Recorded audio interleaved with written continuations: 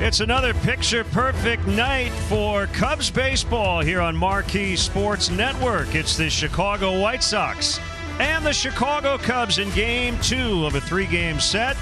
In terms of the storylines for the home team, they still have a pretty comfortable lead, a 4-game edge in the National League Central, but they've dropped 6 of 9 and struggling a bit offensively. The White Sox, meanwhile, are rolling on their second 6-game win streak of the season. They're in a playoff position, but right now trying to chase down the Twins and Indians in the AL Central. And welcome inside the booth. I'm Len Kasper. Sean Marshall in for Jim Deshaies, who's battling back from a knee injury. Speaking of injuries, Chris Bryant has been placed on the injured list with a sprained finger. More on him a little later. But Sean, tonight it'll be the Professor Kyle Hendricks trying to play stopper. And he needs to put on a clinic on how to pitch. I mean, last night he got to watch that ball game when the left-handed pitcher was getting hit out of the ballpark. John Lesser didn't have his A game last night. He'll put that one in the rear view. But Kyle Hendricks will need to rely heavily on the changeup, the off speed, executing pitches down and away. This is a hitter-friendly Wrigley confines today, so the ball will be carrying out without a doubt. So he needs to keep the ball down, pitch to weak contact, change speeds, change eye level, and do what he knows how to do. He's been really good that St. Louis start this week, and an unfortunate loss, but he knows how to have a game plan, and he will execute it as planned. All the talk about the young guys in the White Sox lineup, you cannot forget about the 33-year-old, 3-time All-Star Jose Abreu, still a big force in this lineup. 1 home run away from jumping into the top 5 all-time on the Sox career home run list. And the White Sox tonight will hand the ball to Reynaldo Lopez. He left his first start early because of shoulder issues, so Marsh, this will be his first start in a while. Yeah, it's been almost about a month since he's towed up the rubber, but he was very consistent the last couple of years. He's thrown almost 200 innings, been a very reliable right-handed guy with some plus stuff, 93 to 100, mixes speeds well with the curveball, slider, changeup. He got a couple different sweeps on his slider, but he's been injured, so I expect him to have a limited pitch count today, and it may be a bit of a bullpen day for the White Sox. But we'll wait and see what he's coming out with, and if the Cubs continue their approach in seeing pitches, which they lead all of Major League Baseball in pitches per at-bat, they can have a good approach. We'll see where the success takes them.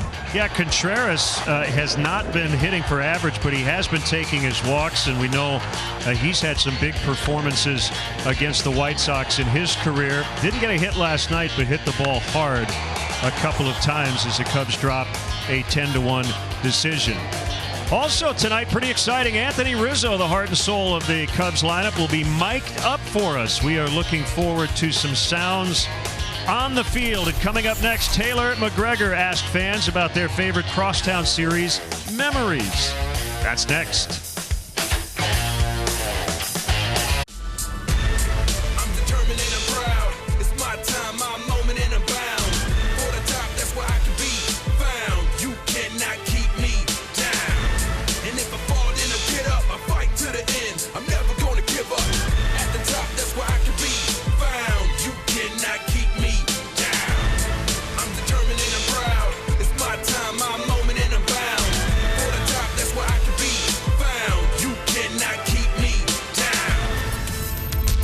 If that doesn't get you hype, I don't know what will. Every time the White Sox and the Cubs match up, it is for bragging rights of this beautiful city of Chicago.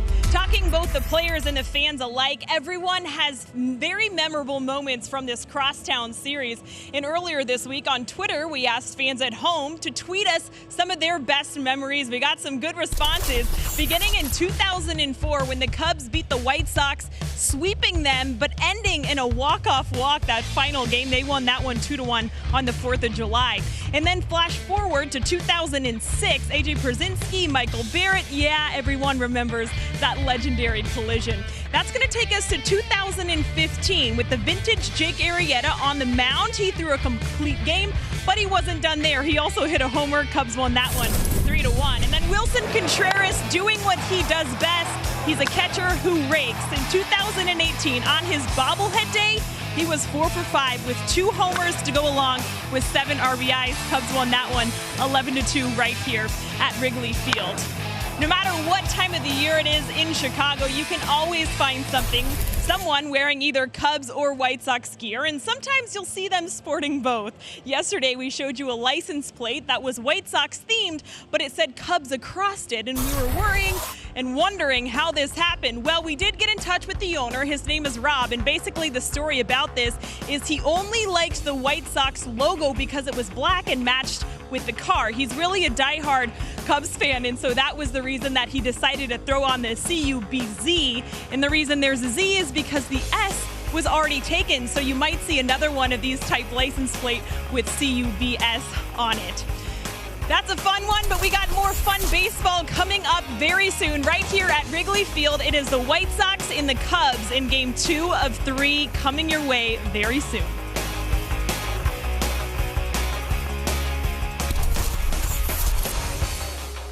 The White Sox offense has been at its best of late. Tonight they get their number 2 hitter back after sitting out Game 1. Switch hitting third baseman Yoan Moncada. Sox are streaking, and the Cubs will try to slow their roll coming up. Chicago Cubs baseball on Marquee Sports Network is brought to you by Toyota, official vehicle of the Chicago Cubs. Budweiser, this Bud's for you. Life or Death Illinois. Learn more at lifeordeathillinois.com. And by Prevagen. Prevagen is the #1 pharmacist recommended memory support brand.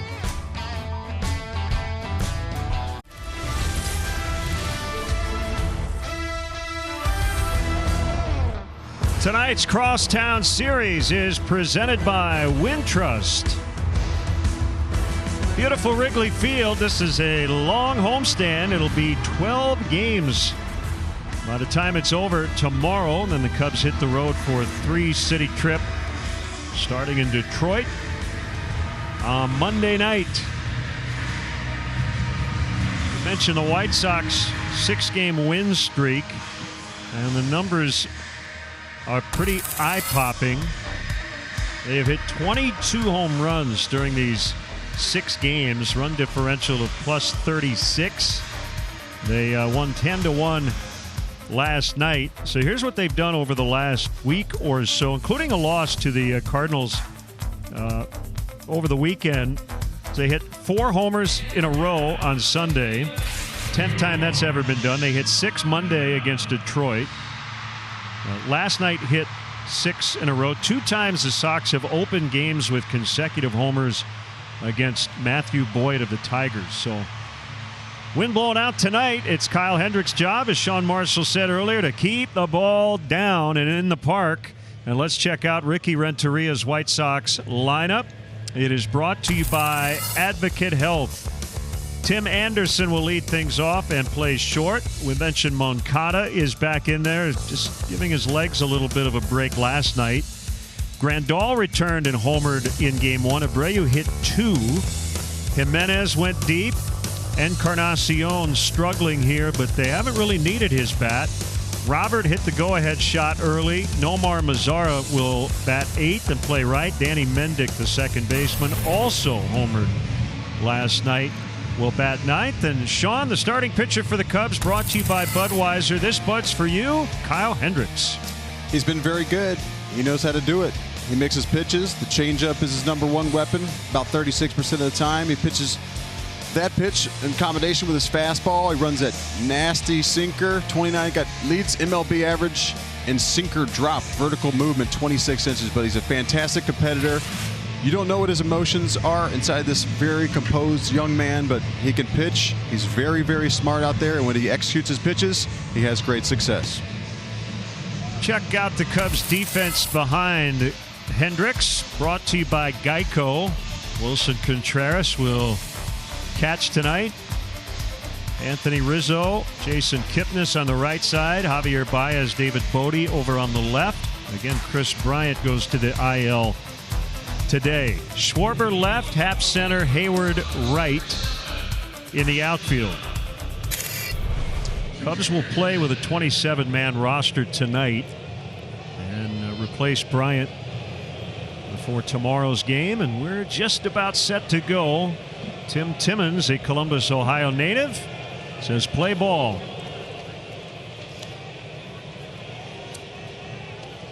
Laz Diaz, the crew chief, will umpire first base. Shane Livensparger at second. And DJ Rayburn is at third. And Anderson fouls away.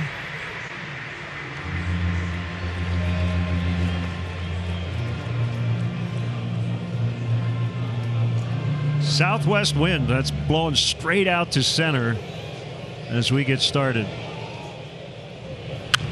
Another foul. Tim Anderson likes to swing the bat, doesn't walk a whole lot, but hits for a high average. And this whole White Sox lineup likes to swing the bat. They're not sitting around to walk. They're very aggressive, I would say, coming out first and second pitch swinging of the game.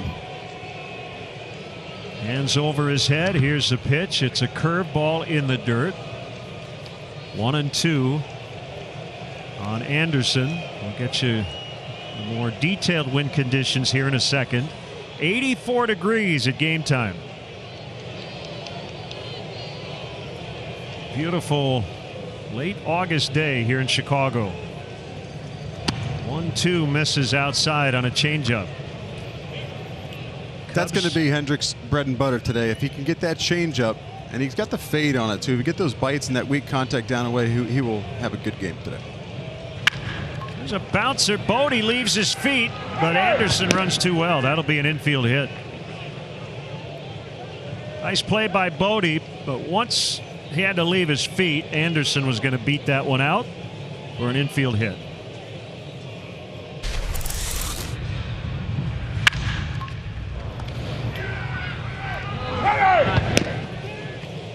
He was flying down that line. He sure was. Got the weak contact on the changeup, but when the ball's hit so slow like that and that speed like that, he'll be safe every time. Now Moncada, the third baseman, batting second. Started late due to a positive COVID test during the summer camp intake process.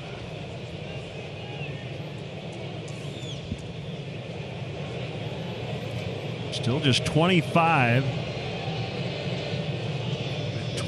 home runs last year. On the inside corner, changeup. Nice job by Contreras to frame that pitch, get his young pitcher strike. Something Wilson has worked very hard at here the last couple of years. Kyle has one of the best right-handed pickoff moves in the game. It's not his A move, just the "I want you to know I know you're there" toss to first.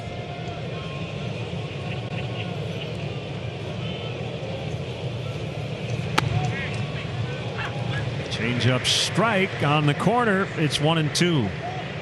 It's a big swing pitch, and any at bat, that 1-1.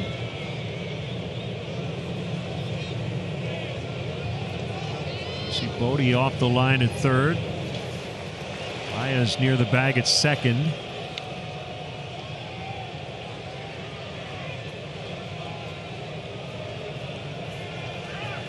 And now Moncada asks for time.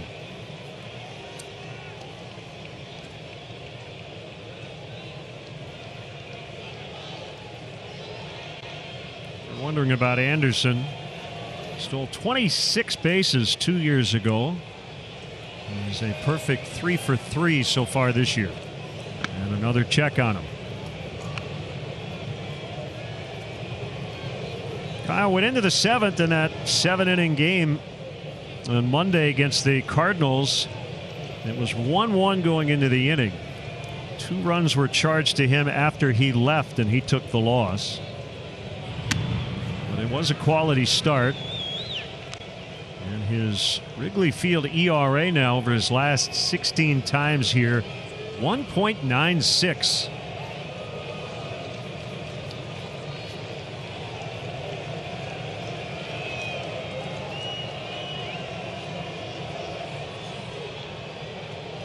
Anderson not running. Called strike 3. Got him on an outside fastball. Like he shook off a changeup to get to that heater. And it pays off. That's the first out. Moncada was very patient there, taking those quality changeups down away. And Contreras again in this at-bat, getting the pitch for his man out there, little frame, make it look like a strike, gets the call. Yasmani Grandal returned after missing 3 games due to lower back stiffness. Went 2 for 5 with a home run last night. Fastball strike inside edge. Switch hitter batting left-handed. Go ahead, Sean. Again, to make that changeup that much more effective today, he's going to have to establish inside just like that pitch right there. Yeah, he's got a little Maddox in him too, where he'll try that comeback two-seamer in on the lefty. Jam shot pop-up. It'll get back out of play on that very pitch. He's got all the weapons, doesn't he, even though he doesn't have velocity.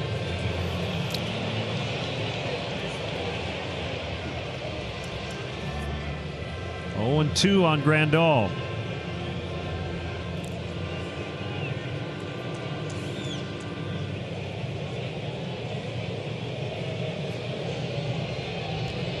Runner at first, 1 out, just underway.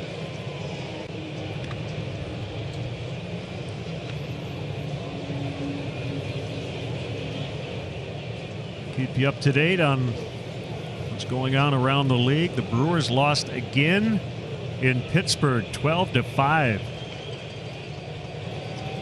Milwaukee now 3 games under 500. Swing and a miss on the changeup. So 2 down. And the wind conditions are brought to you by Weather Applied Metrics, powered by Climacell. And not a big surprise, it is a helping wind, although maybe not as much as you would anticipate with the wind blowing out. So adding 2 to 5 feet of distance on everything in the air tonight. Well, we sat and watched batting practice from the booth today, and I estimate that graphic is incorrect. Yeah, balls were flying out of this ballpark. Abreu hit 2 last night, and another check on Anderson.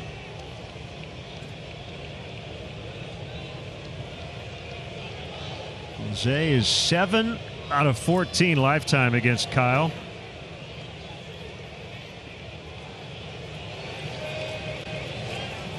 Batting in the cleanup spot for the White Sox tonight. Here's a pitch. Home run cut, and he missed it. See Abreu looking for the radar reading up in the upper deck up here. Sneaky fast right there. He's gonna, if Hendricks is gonna have success today, he's gonna have to change speeds, and that backspin on that fastball right there with that little bit of finish makes it seem harder than it is. Yeah, 87 within a good location. Change up with a little cutting action that time. 1-1.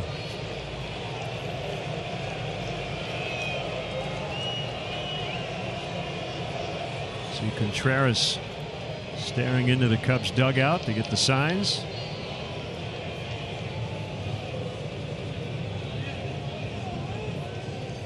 Cubs are 4-6 on this 12-game homestand. 3 of those wins came in the Cardinals series earlier this week.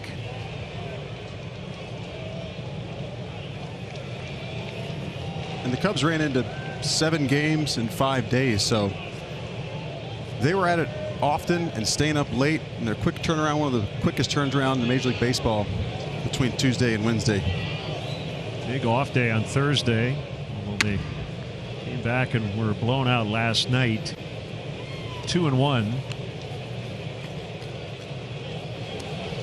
A couple of off days on this upcoming road trip.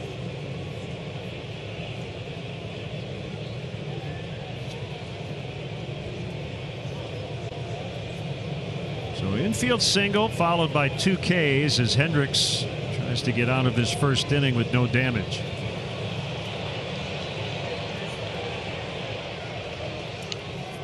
There goes Anderson. Swinging a base hit. Anderson will make his way to third. And he'll stop there.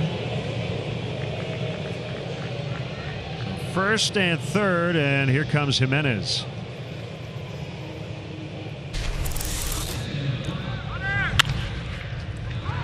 And see, they're playing him the pull right there anyways, and professional hitters see the opening right there on the right side. Kipnis goes in to cover second base, and terrific job of hitting to stay inside this ball, hit it hard, and get it where the defender had just cleared out to cover second base. So the White Sox still alive, and it is Jimenez.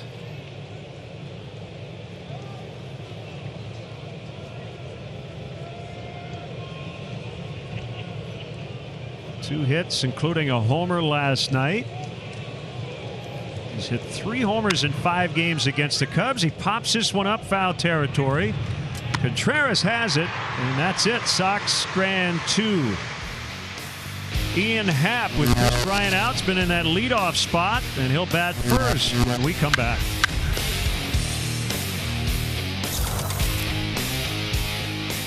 Runs per game standings 8th now in the NL, 17th overall, 4.64. And their lineup is brought to you by Blue Cross Blue Shield through it all. Happ, Rizzo, Baez, 1, 2, 3. Schwarber, Contreras, Hayward, 4, 5, 6. Caratini, the DH, Kipnis, and Bodie, 7, 8, and 9. And the White Sox starting pitcher, brought to you by Budweiser. This Bud's for you, is Reynaldo Lopez. Lopez came up in the Nationals organization, came over here in 2017 with the White Sox. He's been very reliable. In 2018, 3.91 ERA in 188 innings. 2019, 10 and 15, took a little regress as far as ERA is concerned, 5.38. But when you're throwing 184 to almost 200 innings a year, you're taking the ball 31, 32 starts, and that's what he's done. His first outing, a little shoulder strain, left early, so I expect his pitch count to be a little bit limited today. And no specifics given by Ricky Renteria, but you would not expect him to go too deep tonight as he faces the Cubs for only the second time in his career and the first time in this ballpark. First pitch to Ian Happ misses outside on a fastball at 93. So Happ with a rare 0 for 4 last night. He's got 6 homers all here at home. And what the Cubs have been doing, especially Ian Happ, is having a patient approach, seeing pitches. They lead the league in pitches per at bat. Kick and the pitch right down Main Street. It's 2-1. You're hearing the voice of Sean Marshall in for Jim Deshaies tonight. The left-handed starter couldn't go, so they called on the left-handed reliever. Great to have you with us tonight, Sean. 3-1.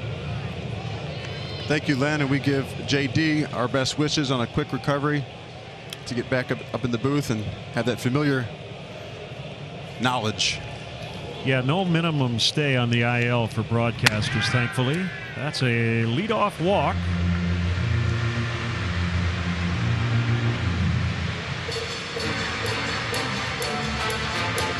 First baseman, number 44, Anthony Rizzo. Probably see that microphone clipped to his jersey, and we'll get some sounds of the game from Anthony throughout the night.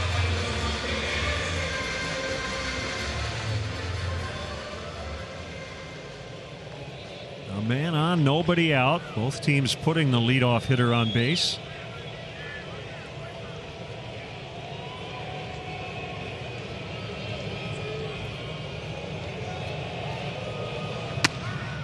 We're going to see a lot of that when Lopez is himself, so to speak. He throws a lot of strikes, a lot of pitches in the zone. I mentioned this is his second career start against the Cubs. He beat them at Guaranteed Rate Field back in September of 18. It was very good. 7 innings, gave up only 1 run.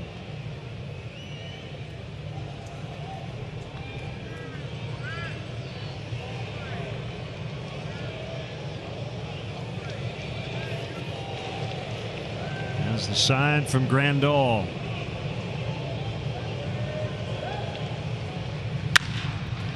Deep to right, and it's going to be caught by Mazara. That's out number 1. He's get the White Sox defense brought to you by Jim Beam. So Lopez, Grandal make up the battery. We'll go third to first. Moncada, Anderson, Mendick, and Abreu. Nick Madrigal on the IL. That's why Mendick's been in there. Jimenez left, Robert center, Mazzara right in the White Sox outfield. Now the scuffling Javier Baez, 3 for his last 36 with 17 strikeouts as he bats with a man on and 1 out. At the runner at first, and Javi fouls to the screen. You see Lopez, he really relies very heavily on the fastball, almost 60% of the time. He's got a little tail, got a little fade on it. But the Cubs know that he's going to be coming at him with a strike one. He likes it, and the guys like to hit those first pitch fastballs. You want to get behind in the count. So you see Baez trying to jump on that first one. We had a note the other day. The difference in batting average really stark for Javi when ball one versus strike one. And that's usually the case with guys, but as I said, it was particularly stark for Javi.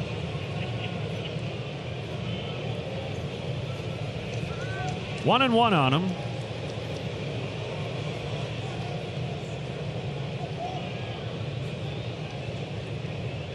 Cubs are 16-9. The Sox are 16-11.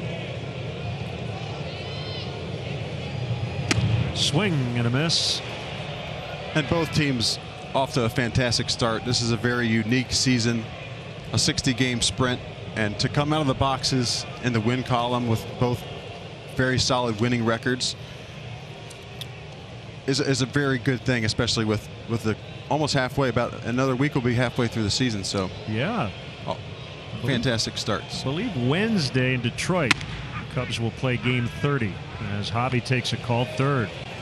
Let's get Sean's keys to the game, brought to you by your local Chicago and Northwest Indiana Hyundai dealers. What do you got? And you see my first one, Hendricks, pitch to the weak contact, and that's what he's done. That's why he's had so much success in his major league career.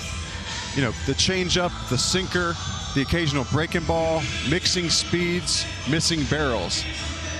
Get the timely hit. The Cubs have been missing that bases loaded, the bases clearing hit thus far this season. Sometimes they get it, sometimes they don't, but to get that hit would be very important. And to jump on Lopez early. He's one start this year. It was about a month ago. I imagine he'll have a limited pitch count. So jump on him early, get some fastballs in the middle of the plate, score some runs. Schwarber swings and misses for strike one. Good slider to start it. They shift against Kyle. Got Mendick out in shallow right, and Moncada, the only defender between second and third.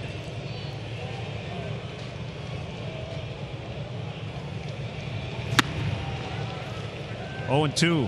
It's a nice slider there.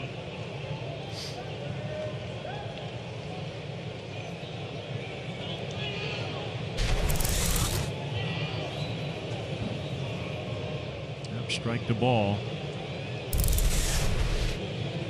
Dipping out of the zone.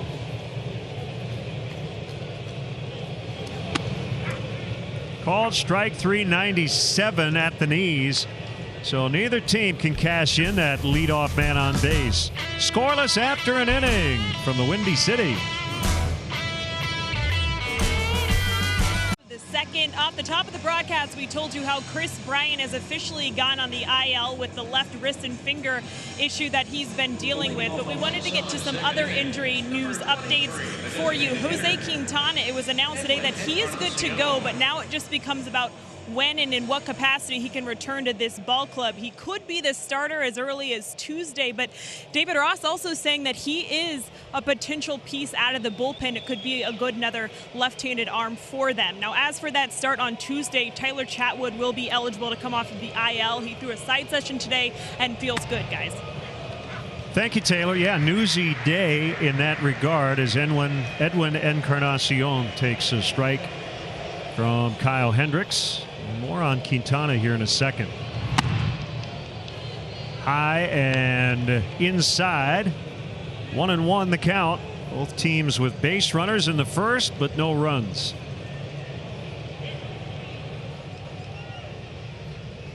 The 1-1 serve, swing and a miss. 1-2. It's possible Quintana could come back initially out of the bullpen. Cubs, that's kind of the one need they have in their bullpen. Maybe another left-handed arm, and who knows, it might be a guy who's used to starting. Yeah, and you get a veteran arm down there. I mean, he's done it for a lot of years. He did it in the White Sox. They're very familiar with him down there, but the reinforcements with Chatwood and Quintana coming would be a plus thing for the Cubs. Hook to left, and that'll be a fair ball. As Kyle will play the carom, and then Encarnacion has a double.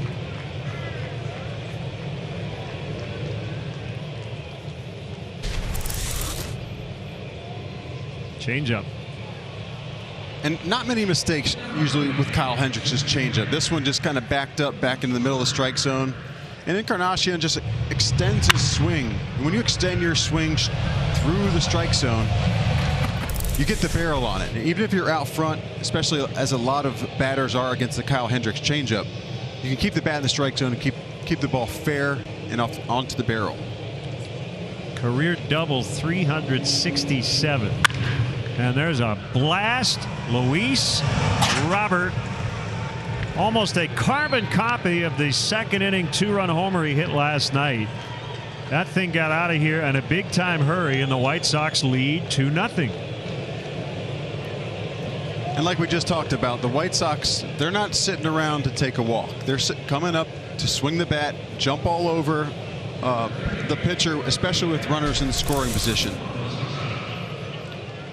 And again with the Contreras, the changeup last to Encarnacion right there, kind of sink back over the middle of the plate. That pitch as well, a mistake up, and it's not usual Kyle Hendricks pitching. Usually he's down, he's changing speeds off of those pitches, but the first pitch in the middle of the plate, the White Sox batters aren't really waiting around. Nomar Mazara, his first action of the series, and he takes a strike. He missed the first 9 games on the IL. And he's seeking his first home run. Saw him with Texas last year.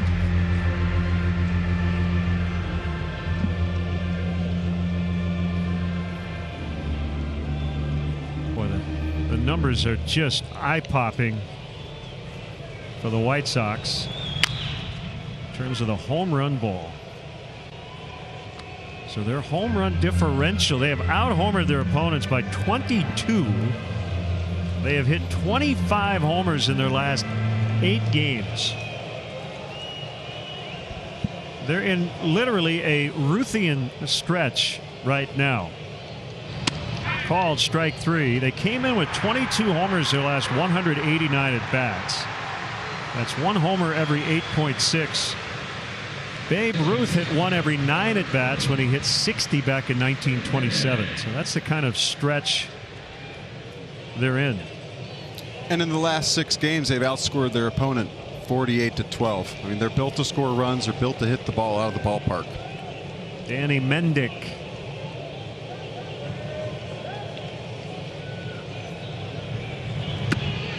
I guess the other point to be made, we are in a home run era, and solos, while they're not fun to give up, aren't nearly as damaging as, you know, the multiple run shots. Robert has 2 2-run homers in this series. Grandal has 1. Abreu with a big 3-run homer last night. So, yeah, the crooked numbered home runs are the ones that really sting. Ricky Renteria, 4th year as a Sox manager. Kipnis out, Happ in. It'll be Ian from center. Anthony Rizzo mic'd up for us on this Saturday night. So, lads, how you doing? Good. Can't talk too much today. Thank you. Speed can never slump. That's what I always tell our guys. Poppy, how you doing? Swing it. Yeah, you? Everything good? Where are we at in the break? Miami. Nice. All we got is each other. Couple of South Florida guys, Anthony Rizzo and Jose Abreu, chatting. Speed never slumps. Isn't that the truth? One strike on Anderson.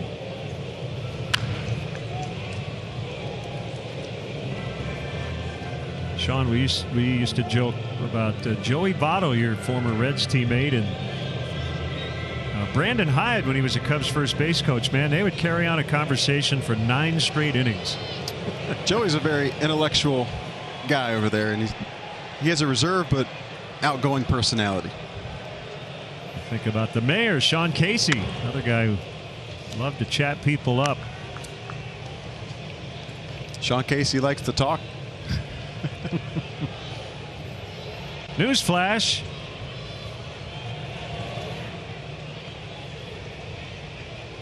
One-two changeup, and Anderson dribbles foul near Nick Capra over there at third base. But going back to the two guys on first base, Rizzo and Abreu, those are the captains of their ships. I mean, those guys are leaders. They've been here a long time with each of their organizations.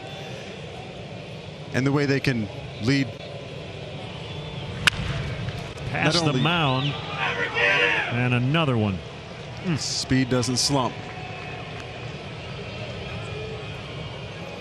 But with Rizzo and Abreu, they lead on the field, they lead in the dugout, they lead behind the scenes, they lead in their communities, which is what you look for in guys like that. They perform, and they are role models for young children. My son Brody is a huge fan of Anthony Rizzo, and I think out of all the Cubs, he's probably the most well-liked around this city. Yeah, both guys have put together great careers here in Chicago.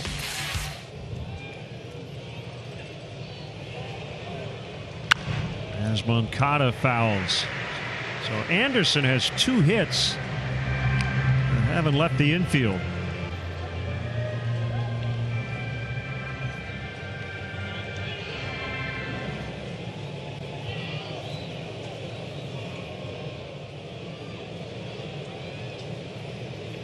Two nothing on the Robert homer. Fouled out of play off to the left. Moncada, I mentioned, had a positive COVID test before the season. At this point, and it's been reported this way, that the Cubs are the only of the 30 teams that hasn't had a player test positive so far this year. Mets and Yankees postponed this weekend due to a positive test in Mets camp. Anderson back in time. You just take this thing day to day. Yeah, do the right thing. Follow the protocols. It's going to be so important. The Cubs can't have setbacks. The White Sox, they can't have setbacks. They're both off to tremendous starts, and that would be one of the worst things that could happen to the ball club.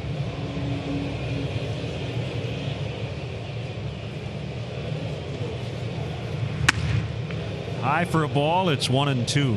2-2 rather on Moncada.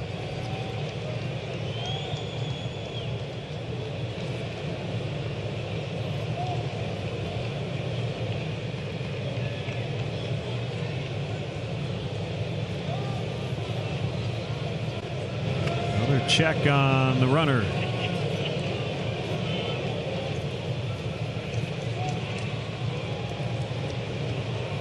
Neither team runs a whole lot.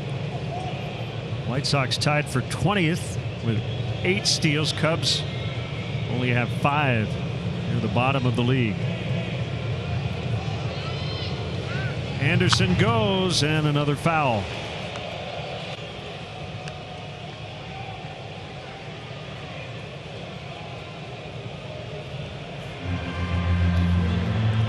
Kyle making his 8th career start against the Sox. He's only beaten them once. Got a good ERA though, 3.55.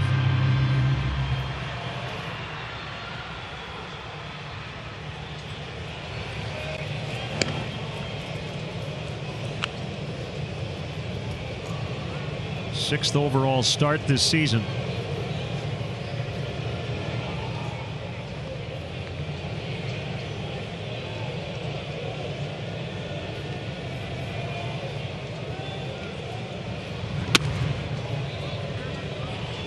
Little low. It's a good take. The offering was there, presented as a strike to lay off that pitch, especially the Hendricks changeup, which is one of the best in baseball, is a good take. Now Rizzo plays behind the runner. 3-2, 2 outs. There goes Anderson, and we'll do it again. It's about as heavy as we'll see that fastball. 89 from Kyle. Very, very rarely will touch 90. Typically sits around 87.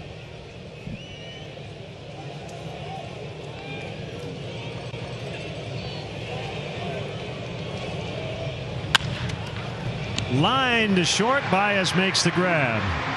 Robert, a 2-run homer. The aforementioned Wilson Contreras, with big career numbers against the Sox, will start it for the Cubs in the second. White Sox with the early 2-0 lead as the Cubs will bat in the second, and we welcome you inside our Budweiser broadcast booth. This Bud's for you. Sean Marshall in for Jim DeShays tonight. Look, the math is pretty simple, Sean.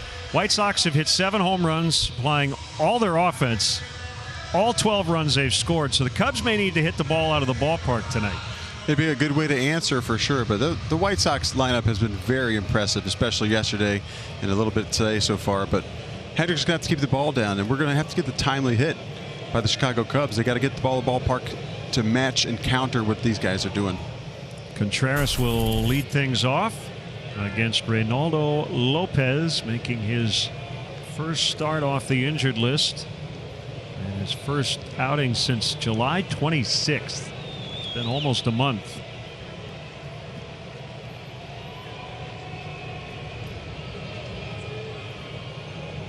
Seeing good signs from Wilson, not statistically.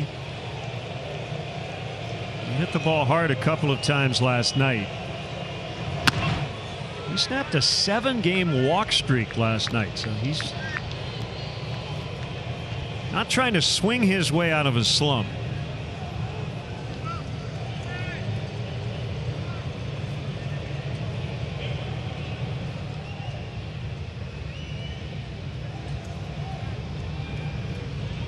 Lopez turns and fires, and it's a fastball strike. 1-1. Lopez 6'1", 220. 26 years old. Sean mentioned earlier, came over from the Nationals. What turned into a pretty big deal, really, for both teams. Look, Adam Eaton is a World Series champ, and the White Sox got Lucas Giolito, Dane Dunning, and this guy, and they've all now pitched in the big leagues after Dunning made his debut earlier this week.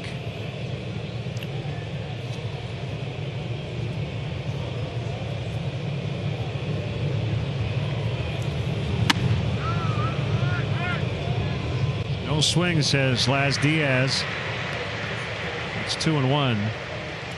You could easily say the White Sox won that deal, but if you win the World Series after making that deal and Adam Eaton's a big part of it, you're good.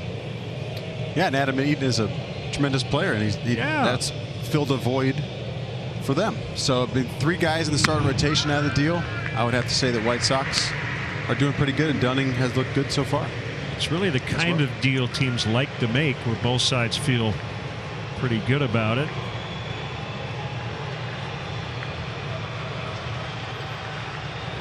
Biggest problem Eaton had the first couple of years was staying healthy with the Nationals. He was last year.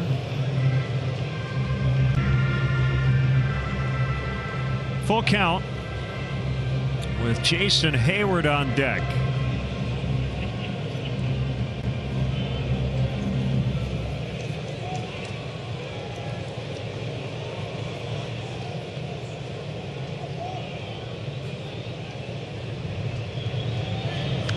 And he hit him on the 3-2, and Contreras Not happy as he slams the bat down.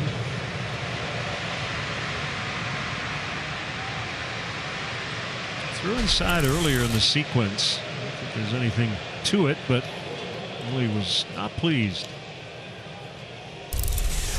Let's send it down to Taylor. Guys, the report on Jason Heyward always is how kind and generous of a teammate he is. He always is providing his teammates with things, but this season he's now providing his manager with some quote-unquote swag. David Ross said he needed some swag if he's going to man the top step, so he bought him some 2016 edition of Jordan 3s. Now, the background on this, David Ross wore number 3 in 2016, the year the Cubs won the World Series. So he says that his forever favorite kind of Jordans. Now, I'm not sure if you guys are sneakerheads. Do you have a favorite type of Jordans? No, I'm not a sneakerhead, but they look really cool.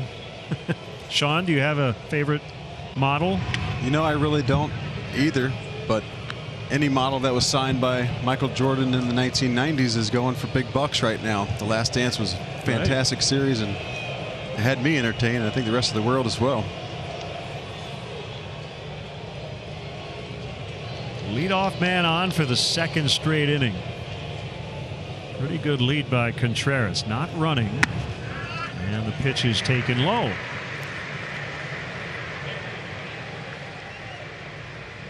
David Ross gives the signs to Will Venable, who then gives them to Heyward and Contreras.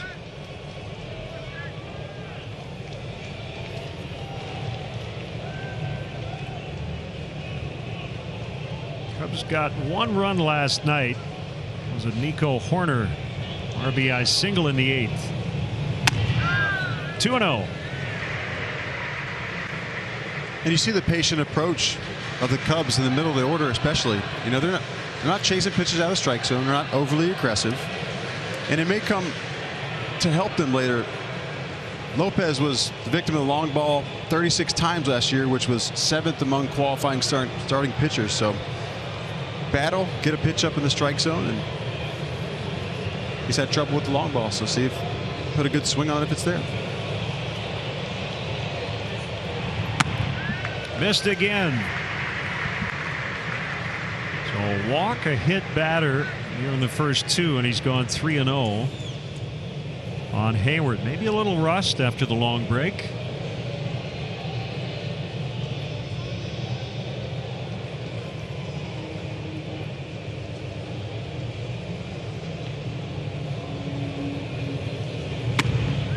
Two on, nobody out. The Live Well with Advocate Aurora Health app lets you manage your family's health and wellness all in one place. Find the right care, start a video visit, try guided meditations, and more. Download Live Well with Advocate Aurora Health and start to live well today. Early visit from the pitching coach, Don Cooper. Cubs have runners at first and second with nobody out, trailing 2-0. And that hit by pitch of Contreras was the Cubs' 25th, most in the majors.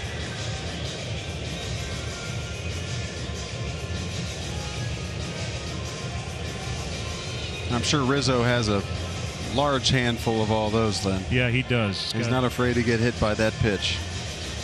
And I faced Rizzo several times in my career, and the lefty-lefty matchup, there's no advantage really, and he's so difficult to pitch because he's so close to the plate. He's a big guy in the first place, but he doesn't give you any room to pitch him inside. And so that's one of the reasons he is probably going to be one of the leaders in getting hit by pitches. Yeah, 6 times already this year, and could lead the majors for the 4th time in his career. He's the active leader and hit by pitches. Victor Caratini didn't start last night, but he went 2 for 2 with a double off the bench.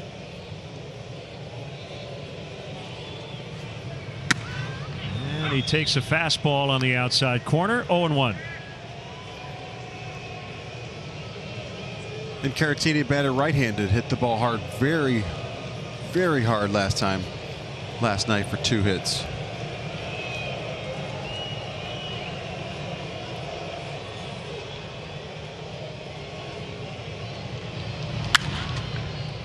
Fouled out of play to left. When Lopez was with the Nationals, he said, one day I asked Max Scherzer why he misses with pitches up in the zone, and his response was, I don't miss those pitches. I throw them with a purpose. You have to change batter's eyes. Can't just throw down or up. Pitcher has to break the batter's view and perception of the strike zone. Pretty smart stuff from Max Scherzer. 1-2. And he knows how to pitch. He knows how to compete, too. And what you see from Max Scherzer on a daily basis is his hard work. And when he toes up that rubber, he's in there to win. He competes. He goes, I mean, he grunts almost on every single pitch. Storms around behind the mound between pitches. Yeah.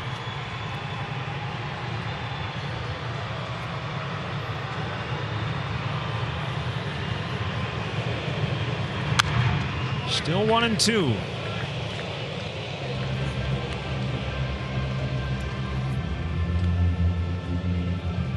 Luis Robert with a home run in the top of the second, giving the White Sox the early lead.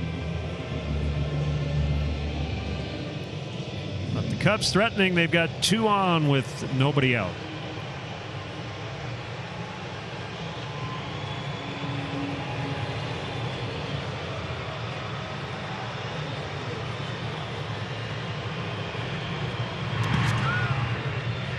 In front of the plate.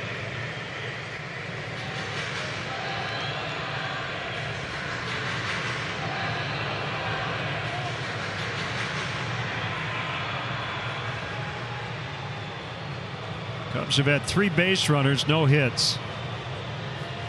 First inning walk to Happ. And a hit batter on Contreras and a walk to Hayward here in the second.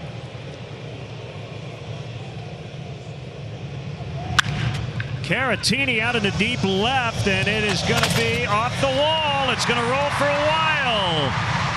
Contreras and Hayward will score to tie the ball game. Victor Caratini with a 2-run double.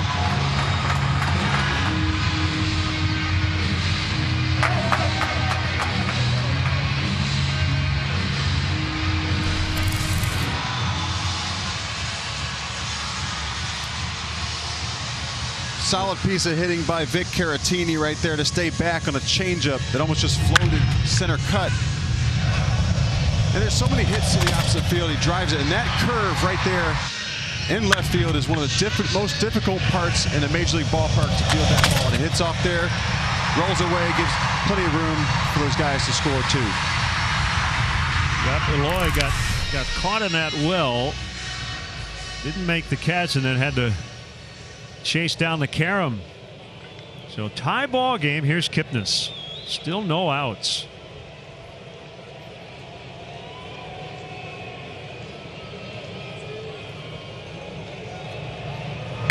Look, that was not an easy play out there in left, but an inexperienced left fielder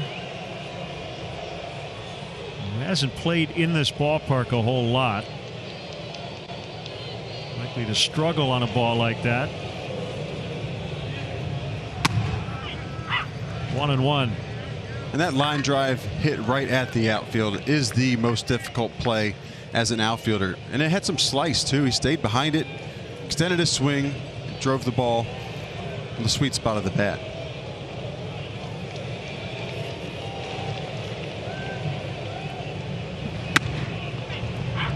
One and two. And look, Eloy is not known for his defense. His job's to hit.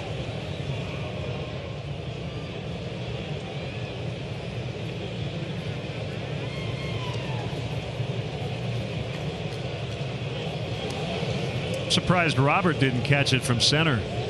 Covers so much ground.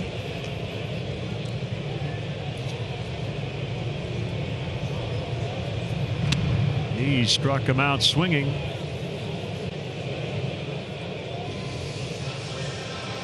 Introducing Quick Pick, MLB Rally's new predictive game that offers fans the opportunity to pick outcomes and compete for cash prizes.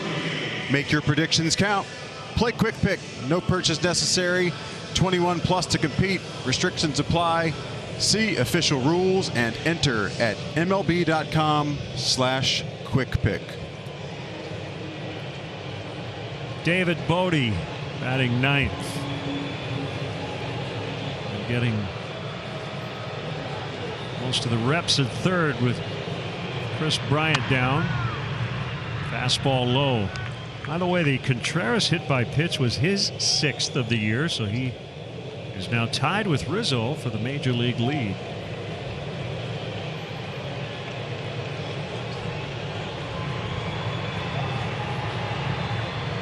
And when he got hit by that pitch, Len, he showed a little attitude, and maybe it woke up the bats a little bit to get these guys a little bit more competitive.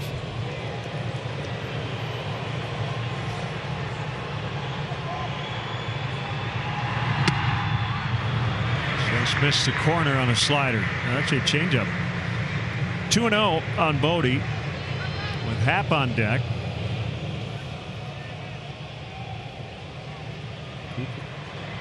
Coop's already been out once after the first 2 reached.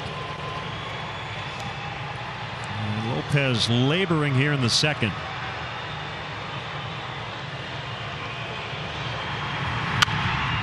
And on the hands and fought off foul. Good cut. Got the green light. 2-0 right there, even though he's been around the strike zone, not really in the strike zone with some of these offerings, but Bodie's not sitting around to get behind in the count. 2-0, green light, trying to drive that guy in from second base.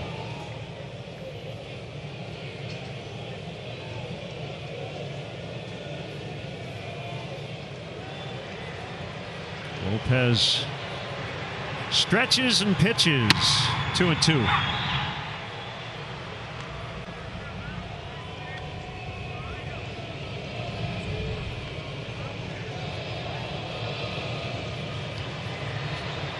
Cardinals have a 2-0 lead over the Reds. Bottom 4 in St. Louis. Wade Miley for Cincinnati. Kwang Young Kim for the Cardinals in a battle of lefties.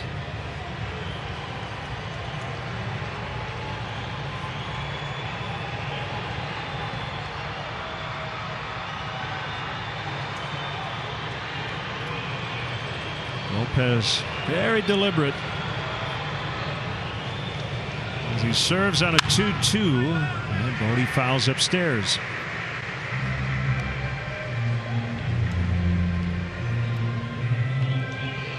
Dylan Cease will get the ball for the White Sox tomorrow against Yu Darvish for the Cubs.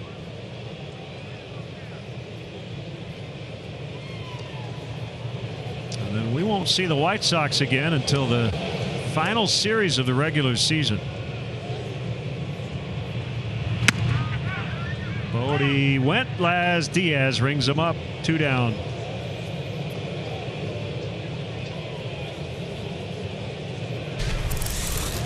And the slider there, back-to-back at-bats to put Kipnis and David Bodie away. Had the late action. And when you're throwing 96 and he's throwing down the strike zone for the most part, and it's got a little finish on it, if you could throw that slider starting as a strike and then that late bite late, getting those half-efforted swings just like he got there on Bodie. He's got 4 strikeouts as he faces Happ for the second time.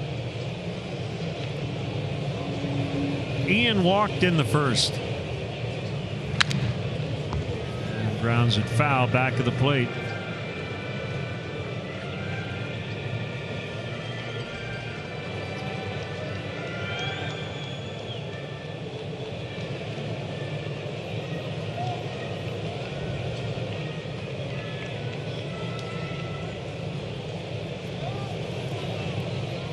Oh, and 1 on Happ. Lopez wants Grandal to start over with the signs.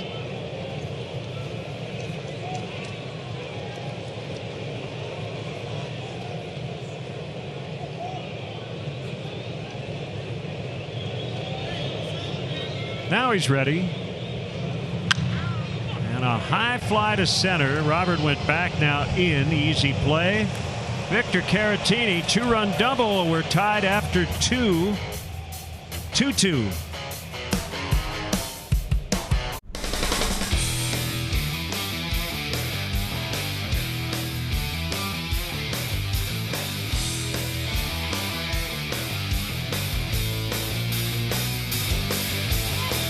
Some memorable moments brought to you by Prevagen, the #1 pharmacist recommended memory support brand. Yeah, a little Gordon Beckham, a little Darwin Barney. And this all-time series is tied at Wrigley at 31 apiece, dating back to 1997. It's regular season matchups. 2-2 tie, third inning. Grandal takes a strike from Hendricks.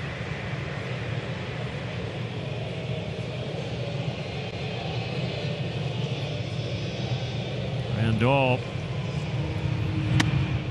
signed a 4-year free agent contract to join the White Sox over the winter, which feels like about 5 years ago as we sit here in August. High fly to center. That's Happ.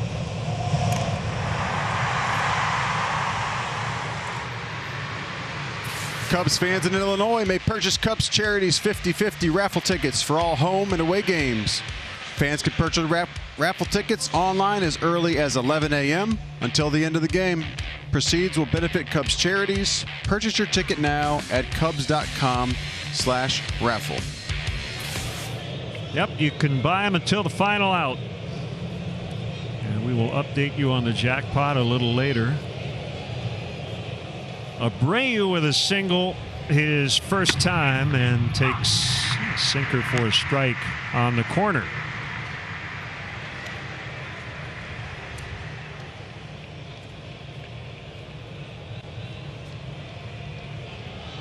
He debuted with the White Sox at age 27 in 2014. After a good run in Cuba, at 341 in the Cuban League, career 293 here in the States.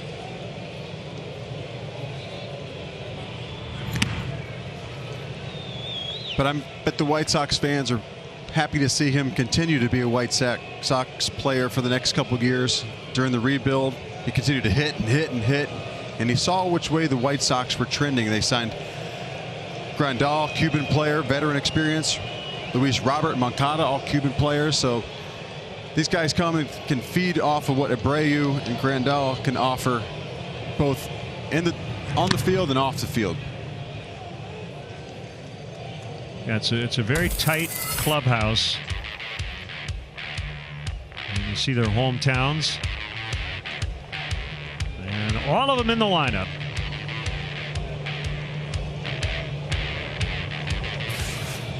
Two. Change up outside. It's full.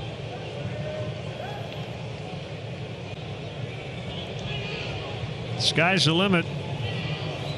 Guys like Moncada and Robert and Eloy Jimenez. Eloy's from the Dominican Republic, as Abreu takes a walk. Well, that is rare.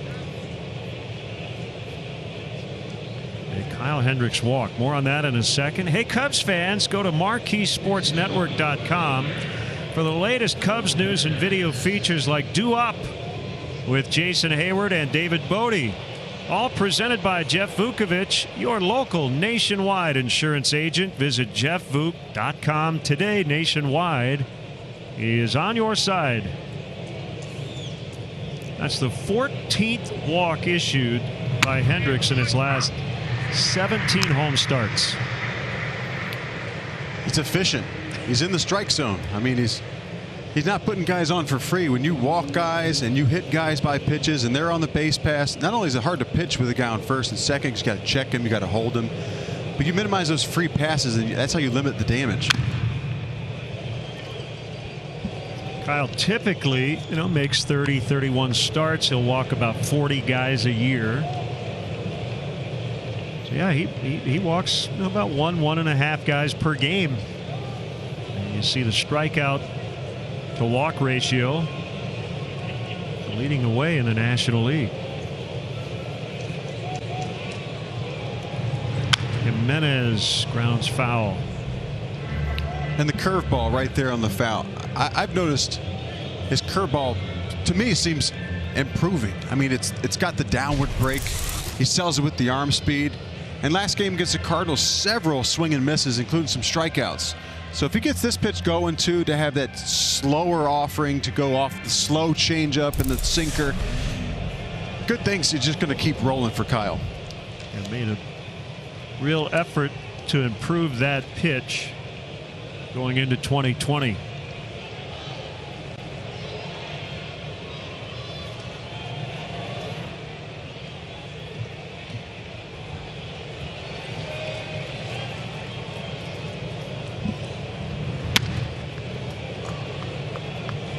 Talking about BP, the ball was flying out of here, and Eloy hit one. Wow. I mean, he almost hit it over the board.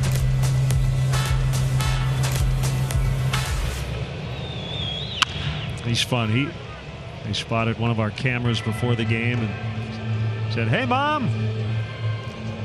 He loves being at the ballpark.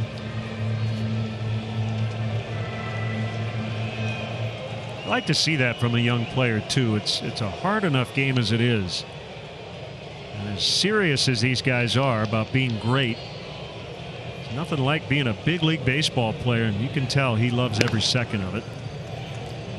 Yeah, and the Cubs dugout, they also are, I mean, there's no fans in the ballpark, so they have to create their own energy. And last night, with all the home runs on the White Sox, you could hear them very clearly from up here in the booth that the energy comes from the dugout without the fans in the ballpark.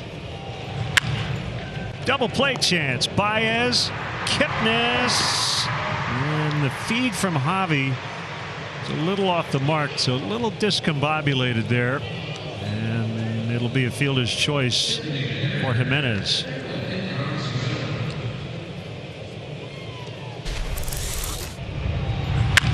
Yeah, made the pitch, the breaking ball. I mean, this is not typical Baez to make a feed that's not center cut right to the chest.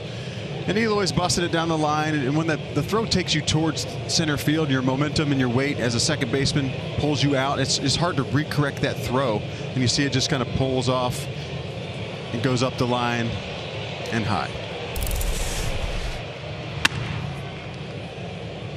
This team, as hot as it is right now, man, you do not want to extend their innings. Encarnacion with a double and a run in the second. And I've said it, you know, you look at a lineup like this and you go, well, you know, Encarnacion and Grandal haven't gotten hot yet, so it's hard to think that it can get even better. But then you think about reality, and that is almost never are 9 or 8 everyday players hot at the same time, right? So the idea is when one of the other guys cools off, that maybe this guy picks up the slack, and that's how you become a very consistently good offense.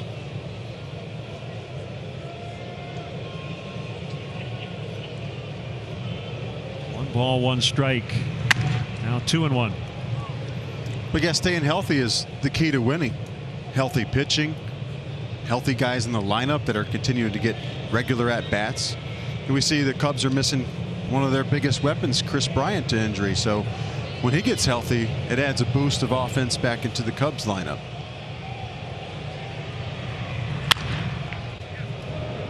Baez will throw to first. And again, that throw off the mark, but look out, Laz. Everybody all right? They didn't make a call. He got him on the tag. Yep. That was nuts. Wow. So that's a good job by everybody to avoid what could have been disaster over there. The throw off the mark, Rizzo making the tag, and then look out, Laz. Oh, baby. Good. 2 thumbs up. It'll be all over the highlight shows.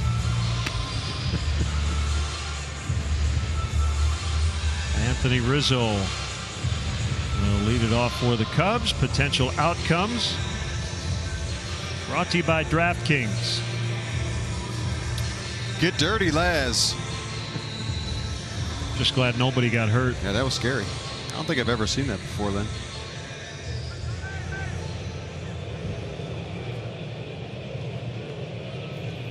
Lopez scuffled his way through the second before getting out of it. 2-run double, Victor Caratini to tie it up.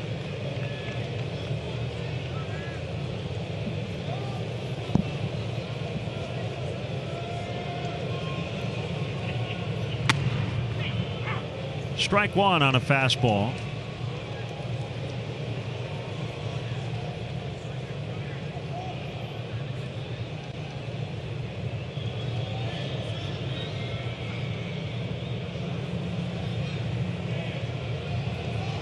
Here's the 0-1, a high drive to center.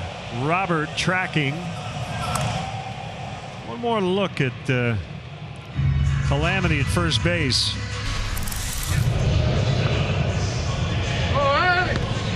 Good job on the tag, but man, oh man, I don't know how Encarnacion did not run completely over Laz. You know what? Laz's trip actually saved him, Sean. He tripped over his own feet. That was scary. And I mean, you saw Encarnacion almost got his ankle too on the base, and that was a pretty athletic move by him not to run him over. Laz saying a sniper got me. Yeah, the agility ladder they do in spring training maybe came to play. Bobby needs a new bat. We often talk about Javi's ability to not let a batted bat, an error, what have you, affect his performance. And you do worry a little bit. Two very uncharacteristic throws from him in that inning amidst a lot of offensive struggles. And it happens from time to time and you get frustrated.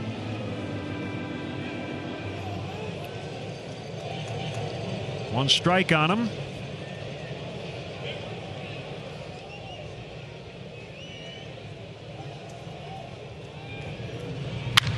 Hit hard, backhanded Moncada.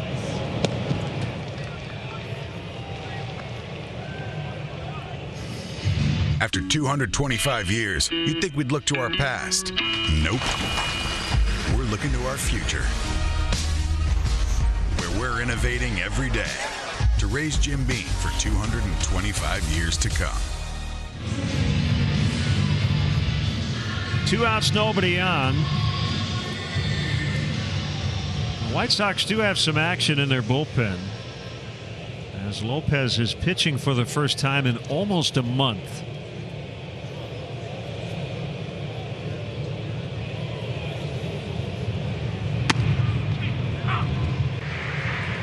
Veteran Gio Gonzalez.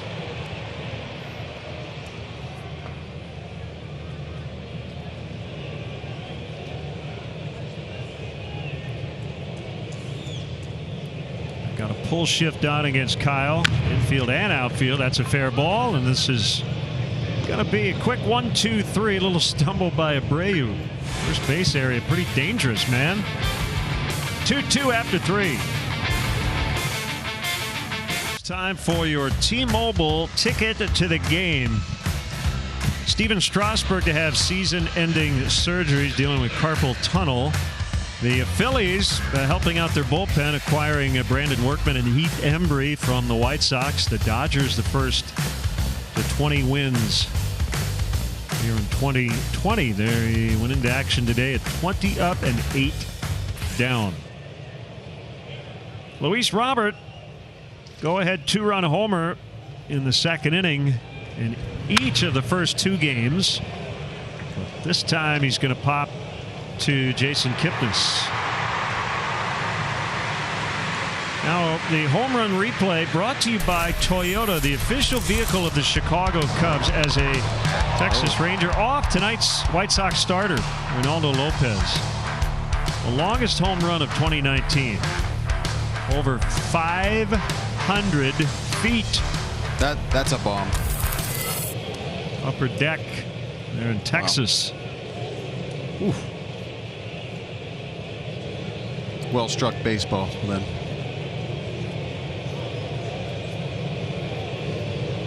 wonder if Mazara said anything to Lopez when they first met up as spring training this year. We show that 550-foot home run, and then he tries to bunt. Yeah, trying to play the whole game, right? Right.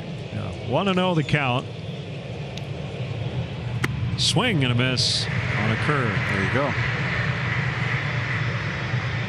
The curveball, just another weapon. I mean, it was my bread and butter, as most Cubs fans know. The curveball, I relied very heavily on it, but it's going to be a secret to his success tonight. I think keep rolling it up there. The speed change between the 72, 73 on the breaking ball, and then the 87 and 88. The change is the eye level too. Got to get the chases, but you got to set it up. But I think he's got to keep mixing it in.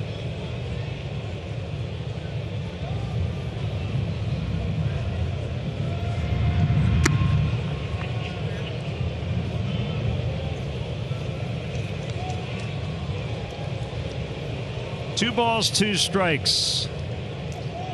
Mendick is on deck.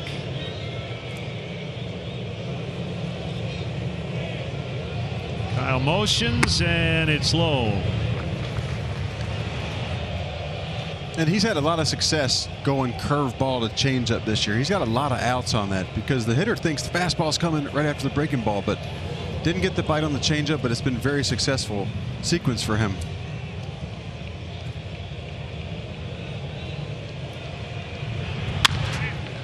Fastball this time, and Bodie will throw, but really no chance. So Mazara is on with an infield hit. Sean Marshall in for Jim DeShays tonight. Welcome to our Budweiser broadcast booth. So Sean, you told us about your curveball, and you're right. You had one of the best curveballs I've ever seen. Tell us about how you developed that pitch and when it became your biggest weapon. I learned how to throw my curveball probably about 12 years old, 13 years old. I don't know. I just was experimenting one day. Hand position was for me, and then I started seeing the ball break. So about 12, 13, we had some very good Little League teams. My dad was always our coach, and I have a twin brother who also was a baseball player with the Red Sox farm system, drafted in 2003 as well. But it was my bread and butter. I mean, I would throw fastball, curveball as a 12-year-old, 13-year-old, and carried on until I was 30-something years old. So that was my go-to pitch. And for me, I didn't have the fast fastball. You see some of these guys come out of the Cubs bullpen and the White Sox bullpen and all around the league. They got 94, 96, 98. I was 88 to 92. So I would pitch a little bit like Kyle Hendricks. You know, there's a lot of outs you can get on soft pitches if you set it up right. You mix pitches well, you execute pitches well. You roll your breaking ball, you change speed, you change eye level. So when I realized I had a plus breaking ball, I went to it more. And I was probably one of the pitchers in baseball that probably threw curveball, slider more than anybody. But yeah, you pitched in kind of a sinker slider era, which made your curveball, I think, even more effective. That pitch is coming back now. You're seeing a lot more four-seam fastballs, eye level, setting up the curve. And a lot of very big arms. I mean, these players come out of the bullpen 94. They're all 94, 98. They got the power cutter, power slider. But I was like Hendricks. I was the finesse, and I learned that. Ground ball to Bodie. They'll try to turn it, and this time they will. We'll continue our conversation a little later. 5-4-3 to get out of it. 2-2 in the fourth. Well, bat here in the home fourth. And it was on this date in 1982 the Cubs retired Ernie Banks, number 14. Mr. Cub. And we think about him all the time.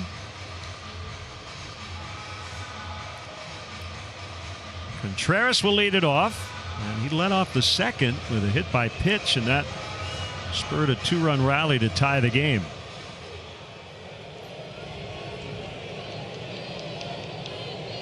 So Lopez continues on.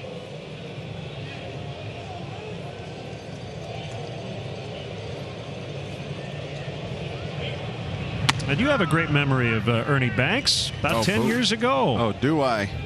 Oh, what a there shot. He is. Look at him on the right. So everyone that's ever talked to or met Ernie Banks, first thing he says is, how's your kids? How's your wife? That's right. And I think everybody's probably heard of that, met him. He's great. I mean, it's so cool to meet somebody that cares about your family. Yep. And he did that. So I said, hey, Ernie, I heard you were an ordained minister. I'm engaged to my fiance at the time, Sarah. Do you want to marry us? I'm just kind of challenging him. He said, okay. And so the timeline, it was around Santo's death. And so he was in Chicago still. And it was 12/11/10 as our anniversary, December 11th. And he made it. And it was, my wife is from the north side. And of course, there's Cubs fans at our wedding, her family and my family is all in. And people walk in. And Ernie Banks is sitting at the bar. So great. Getting ready for his performance. But what a memory for myself, my wife. Just truly unique. Yep, and you what got a great big, man. Big anniversary coming up. We got a pitching change. We'll be back 2-2. In the bottom of the fourth. And it comes full circle for Gio Gonzalez. Budweiser pitching change. This Bud's for you. He was drafted by the White Sox in 2004. And in 2020, finally pitched in a big league White Sox uniform for the first time. This is his 13th major league season. And interesting, when he came into the game out of the right field bullpen, he had a couple of words for Laz Diaz. Laz is never going to hear the end of this. He said, nice going, Laz. So, hey, come on, man. Nice footwork. I'm sure he's pitched to Laz behind the plate and on the base paths, umping for a lot of years. Yep. Gio's been around for a long time. Good to see him still going. Two-time All-Star, once with the A's and then the Nationals. Saw him with Milwaukee last year. One out in the inning. Hayward takes inside, ball one.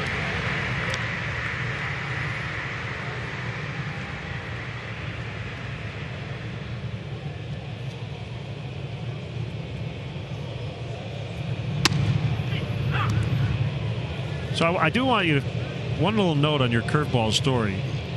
You said 12-13 you were throwing the curve. So the question for you is, if I'm a 12 or 13-year-old Cub fan watching the game tonight, I feel like I'm a pretty good pitcher. Should I be throwing breaking balls? I don't think too early. There's a specific way, there's specific mechanics behind the breaking ball where you can minimize the risk of having an elbow or a shoulder injury. So, you know, if you get together with somebody who knows how to throw it. I love teaching youth baseball. I love teaching kids pitching, especially. But it's all about the mechanics. You're not trying to do too much. You're not spinning your wrist because that leads to some damage. And young arms at 12 and 13 and 10, and these kids that pitch a lot and travel ball and multiple games per weekend, you could really damage your arm at a young age with incorrect mechanics, especially trying to spin breaking balls at a young age. So develop it correctly, throw it the correct way, and that will lead to success with it, but prevent injury, which is very important on a developing young arm. Yep. Hayward has walked both times. Caratini, one of the hotter Cubs, 3 for 3 to start this series.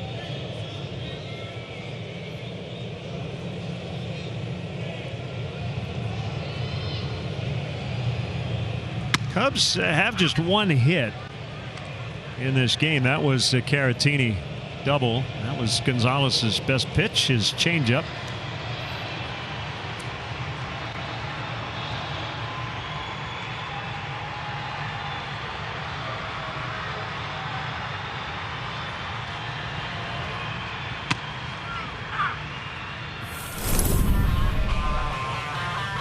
Batting left-handed. Ball that was catchable for Jimenez, but he got a little too close to the wall. Ball caromed and rolled for a while and allowed 2 runs to score.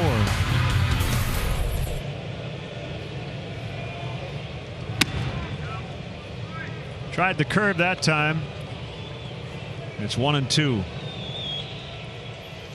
But Caratini, real nice approach last night, hitting 2 balls hard from the right side off left-handed pitching. So he's a pro hitter. I mean, he takes pitches, he takes what's given to him, and he can swing it on both sides of the plate.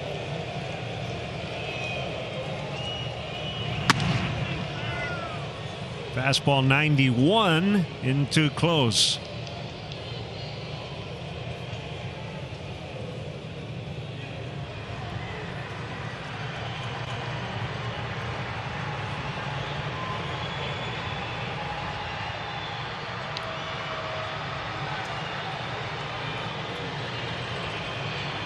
Decent lead by Hayward, not running. Caratini strikes out on the changeup. Yep. That's a devastating pitch, Sean, when at its best for Gio. It's really nice. He also offers that nice curveball, that almost 12-6. Well, if you're looking at clock 11-5 break, but when you throw a hard-in fastball like he did the pitch before right there, and you backspin a four-seam changeup off a four-seam fastball that was set up in, that you got to pull the trigger on it. Halfway to the plate, looks like a strike, and the bottom falls right out of it. Here's Kipnis.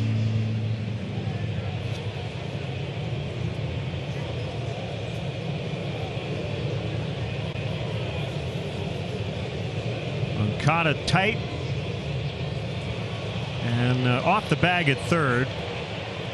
We've got 3 on the right side against the left-handed Jason Kipnis.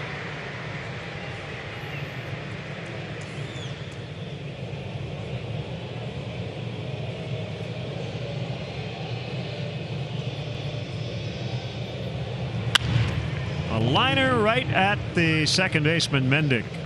Cubs leave 1 in the 4th. We're tied at 2. Timmy was praising you over there. Just how good of a guy you were. I don't know, you could say that.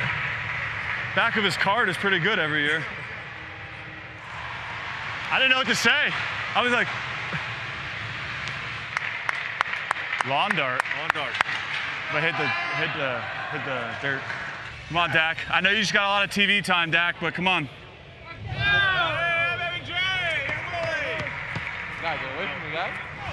Go, Jay, go, Jay, go, Jay!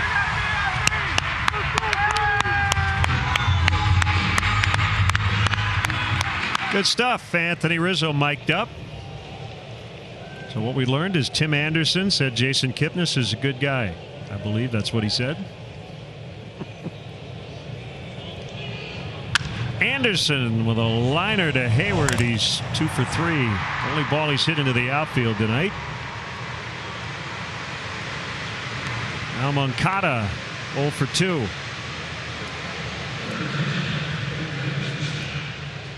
For the most part, Kyle's kept this hot lineup off balance.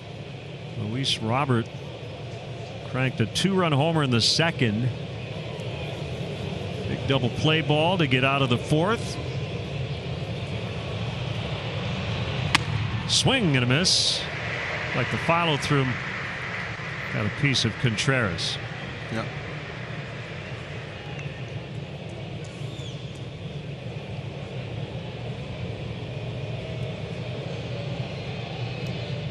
Hendricks home. Missed that one. Again there, Len, back-to-back fastballs, four-seamers, a four-seam variety, not the sinker, but he's got a little bit of finish, a little bit of ride on it. Gets right over the barrel. Oh, tried it. 1-2. And look, guys go up there knowing they're going to get a changeup at some point, but he hasn't thrown one yet, and he still hasn't.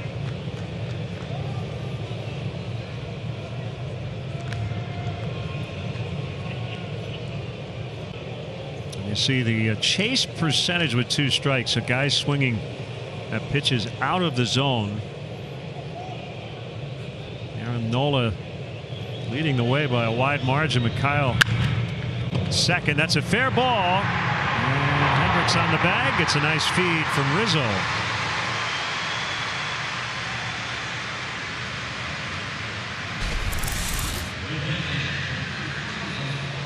And the changeup again. I mean, the four-seamer, tried some breaking balls, the speed difference, and then the hitter expects the fastball. And this one doesn't get there, rolls it over. You know, weak contact, fairly well hit, but kept it on the ground. A little bit of fade right there. 2 outs, nobody on. It's Grandal.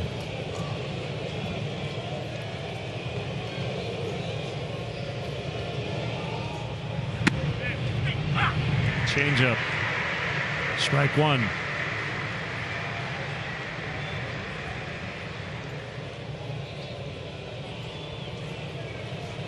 Just thinking about the Cubs pitchers have been really lucky over the past 30 years or so, getting feeds from first basemen like Mark Grace, Derek Lee, the guy you played with, Anthony Rizzo. You can always count on that throw right on the money. If Derek made a bad feed, I don't remember it. Yeah, very rare. And same with Rizzo, too. They take so much pride in the defense. When your glove has that gold on the back of it, that's what you get for doing that, taking pride in defense and putting the extra work in spring training.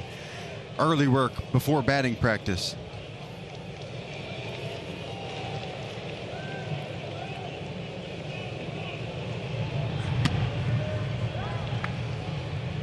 One and two. Grandal has struck out and flied out. 2 hits, including a home run in game 1.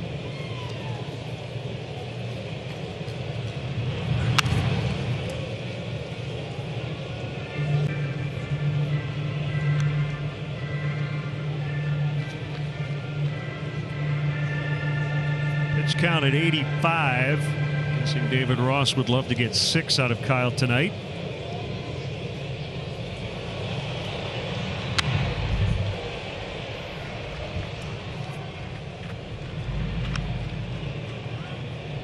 Angels beat the A's 4-3 earlier. Mike Trout knocked in 3. As you see, Kyle's been largely efficient.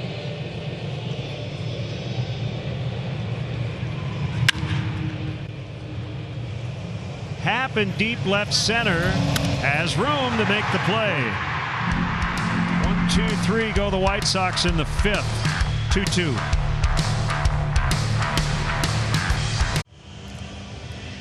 White Sox out hitting the Cubs 6-1. David Bodie, potential outcomes brought to you by DraftKings. David hitting 9th. Hasn't hit for much of an average on the homestand, under 200, but 2 game-winning hits in that St. Louis series. Very big hits, Len. Pinch hit home run Monday. 2-run single Wednesday to give the Cubs a win and a doubleheader split both days. Mendick near the bag at second, and he gets Bodie at first for the out. Let's check in with Taylor. Well, guys, not successful here, but as you mentioned, has been successful in the big moments, and he really credits that to Anthony Iapoce and what he preaches to the hitters, that every at-bat can be a life-changing at-bat. And so when you have that approach and take every AB really seriously, then you're just ready for the big moment. And as you mentioned, the big moments so far this season with runners in scoring position, .385 average with an OPS north of 1,000. Yep, his heart rate doesn't increase in those moments. Keeps it cool.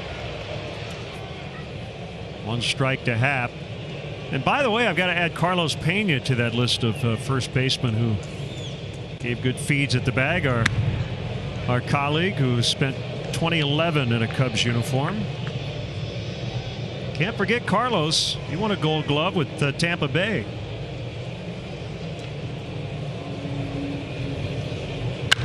Happ blisters this one foul to left.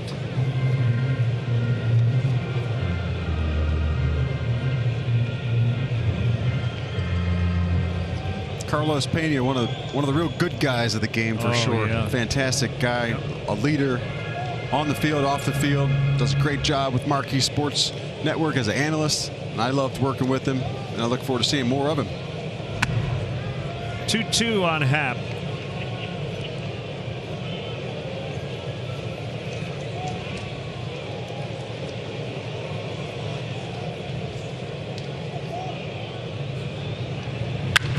Base hit out in the right. That makes a big turn, but he's going to stay put. A 1-out single.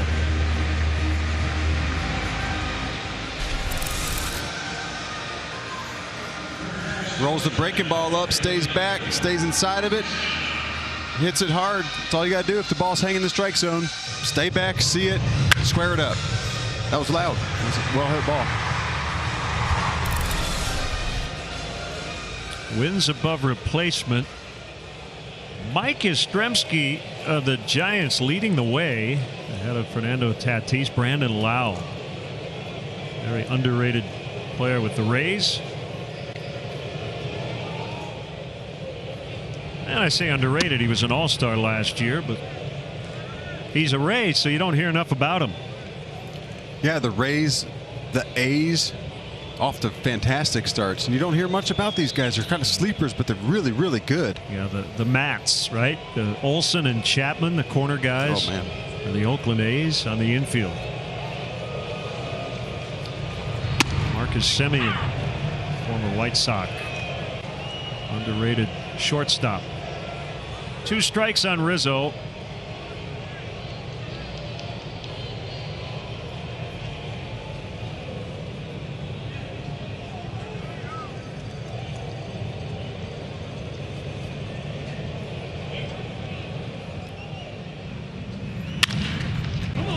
Mendick to the shortstop, Anderson. Relay in time. They turn it.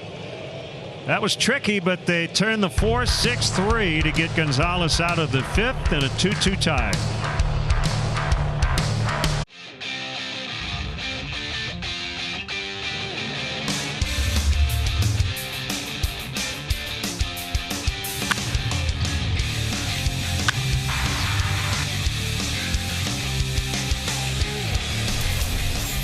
Crosstown Series continues. Game 2. White Sox took the opener last night.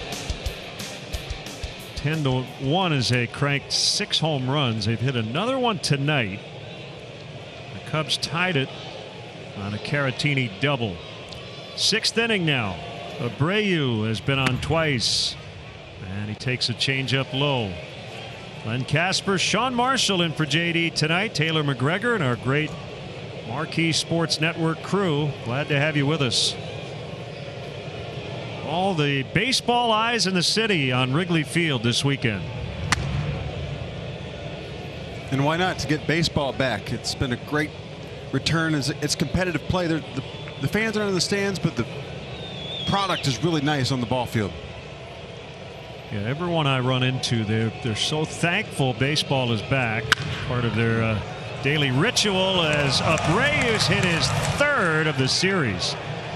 We talked about him in the open to our telecast. Don't forget Jose Abreu, and he has had quite an impact on this series. It's 3-2 Sox. And coming into today, he was 7 for 14 with the .500 batting average and 1134 OPS versus Hendricks. But you got power when you can hit the ball this hard to the other way. I mean, a little mistake there, a little late run back to the barrel, sweet spot of the plate, but good swing to stay back and hit the ball where it's pitched. That is a milestone home run for Abreu. The 187th of his career. He has tied Maglio Ordonez for 5th. And it is a long White Sox history that dates back to the dawn of the American League. Frank Thomas is the all-time leader. Paul Konerko, Harold Baines, Carlton Fisk, and then Abreu and Mags. That was very impressive to be able to just drive the ball. Oppo, I mean, that's a deep spot of the ballpark. You see with the cut of the wall falls back there. I mean, that was a no-doubter. Very impressive last night. Very impressive again today. Doesn't get a lot easier as Jimenez hits one hard on the ground right to the shortstop Baez.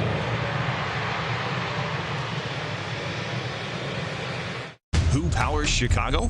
We do. We consistently invest in better construction, better careers, better communities. Powering Chicago. IBEW 134 NECA, Chicago.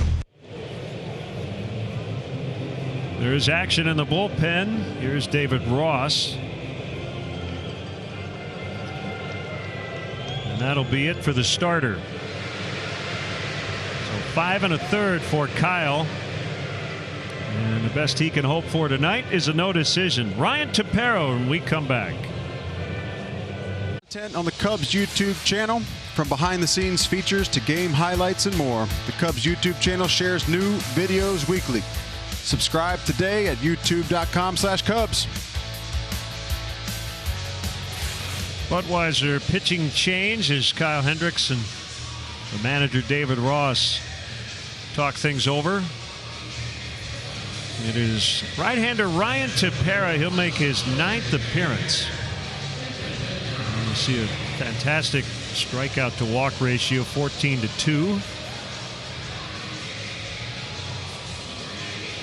And very good stuff from Tepera, especially last outing against the St. Louis Cardinals. He came in for an inning and struck out the side. He's got the good fastball, 94-96, with some life, some run, and a really, really nasty slider / cutter that drops off the table, especially these right-handed batters. Facing Encarnacion, one away here in the 6th. And an inside corner fastball to start it.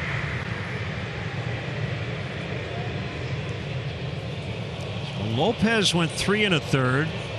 Hendricks 5 1/3. And this game is in the hands of both teams' bullpens the rest of the night. Again, there you go. There's a sinker. The power sinker with some finish. That late run.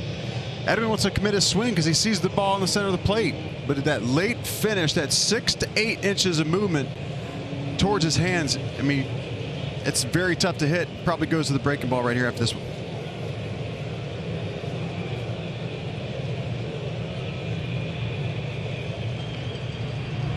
Stay in on the hands.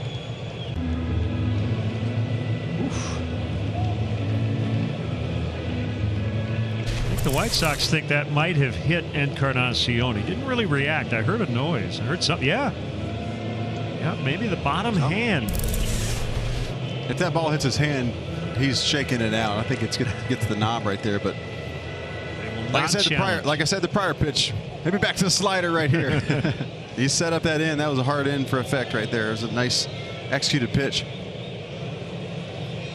That's exactly what they're going to do.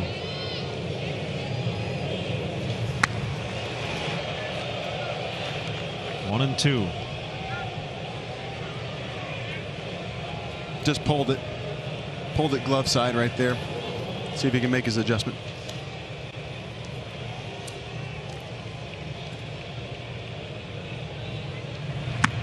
There it is.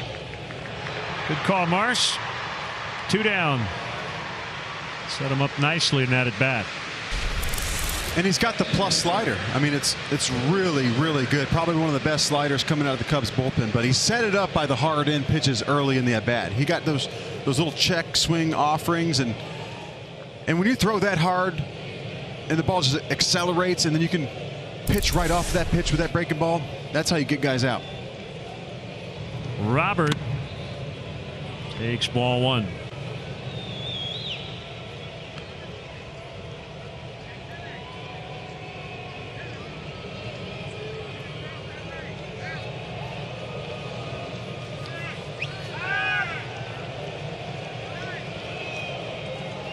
Oops.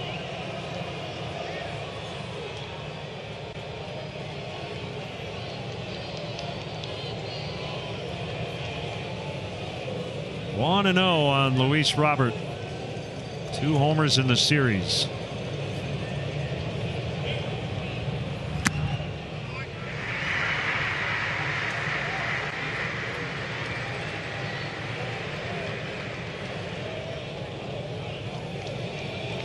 The 3 home runs for Abreu, tying a White Sox mark in a series at Wrigley. Jermaine Dye hit 3 in a set here at Wrigley in 05.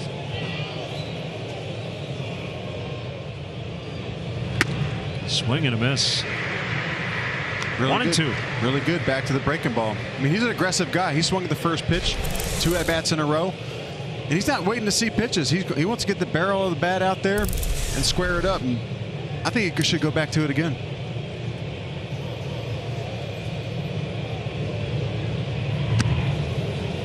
Pulled that one. If he stays true to form, this will be the better one coming up, like he did with Encarnacion. You know, even if it's executed down and away to a big righty like Robert, the most damage is going to be, it's going to be a single or a weaker hit ball, not a ball of the ballpark. So stay away from this guy. Oh, really spiked that one. A couple bad misses. Yep. 3-2.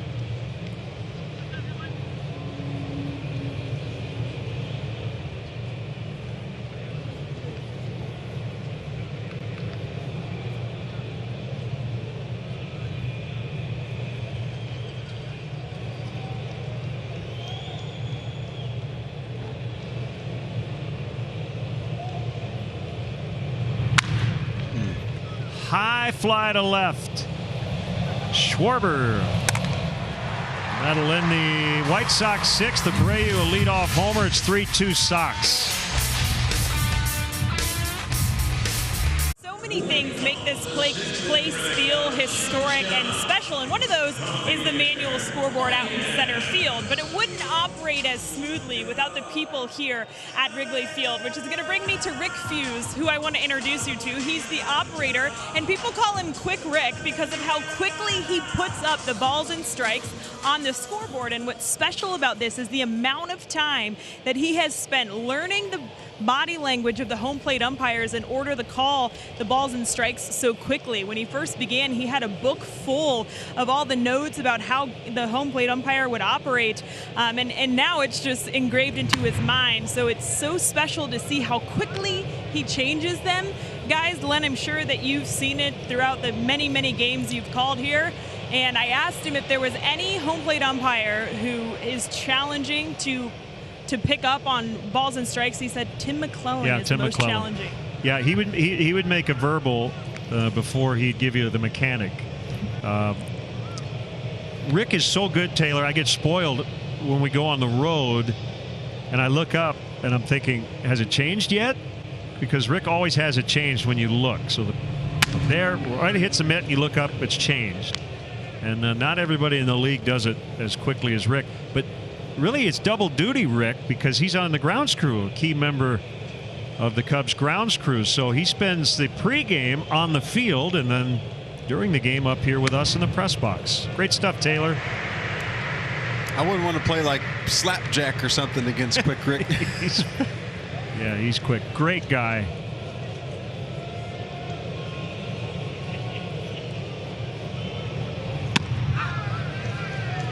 Three and two on Baez.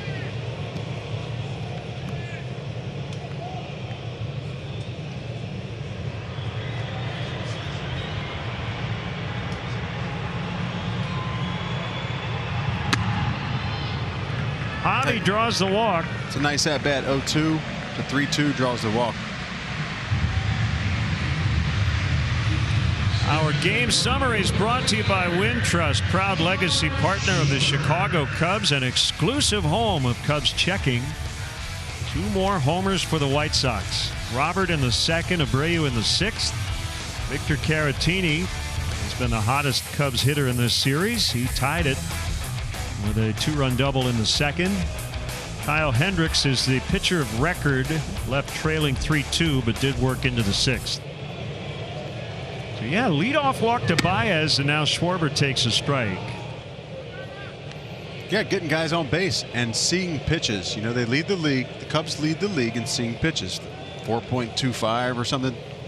Quite a bit more than any other ball club. So you see the pitches, and eventually the pitcher's going to make a mistake. If you're fouling pitches off and you're not swinging outside the strike zone, you're going to get one to hit. So maybe Schwarbino can get one.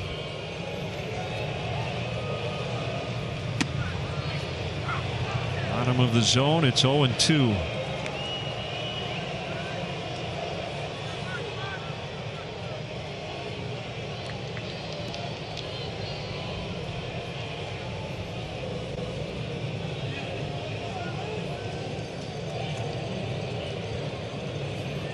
The lefty set. Here's the pitch. He wanted it, didn't get it. So interleague play. At bats per homer. Barry Bonds is the all-time leader. Look at that list. Bonds, Thome, Thomas, Griffey, and Schwarber. Love it.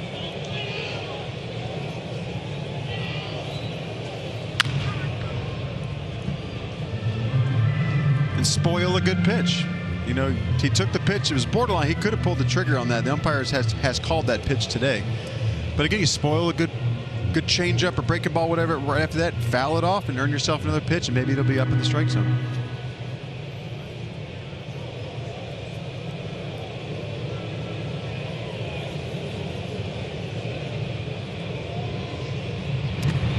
Knocked down by Grandal.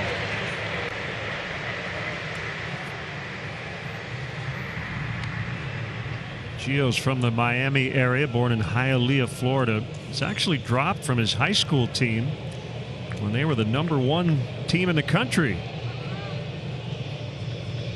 His mom got into an argument with a coach about his younger brother Max, who wasn't playing enough for her liking apparently, so coach cut both brothers. Doesn't seem right. Full count, 3-2 on Schwarber with Contreras on deck. Cubs have trailed now twice in this game. 2-0 and now 3-2.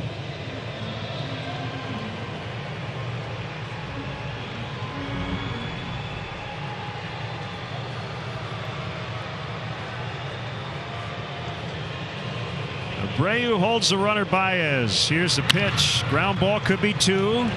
Moncada, Anderson, Abreu. That'll go 5-6-3. 2 down.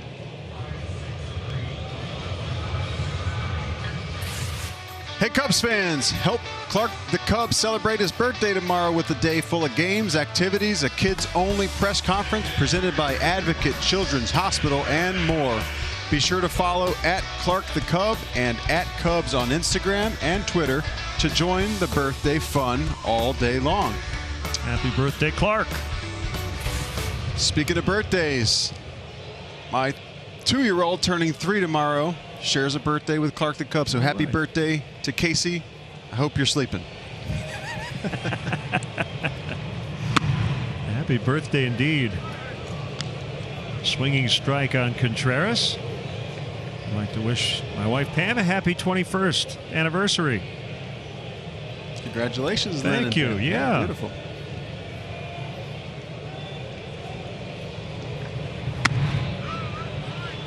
One and one on Wilson. 0 for 1, hit by a pitch, scored a run in the second. My parents 1 week from today will celebrate their 50th anniversary. Very excited about that. That is amazing. I love that. Congratulations. Swing and a miss. Gonzalez has had good stuff tonight.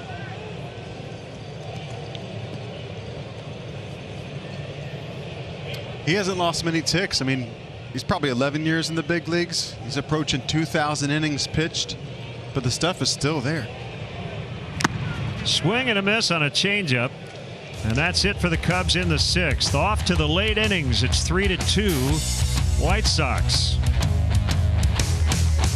Cubs and Advocate Healthcare send thanks and gratitude to all the healthcare heroes in the Chicagoland area who continue their tireless efforts to keep us safe and healthy today and every day.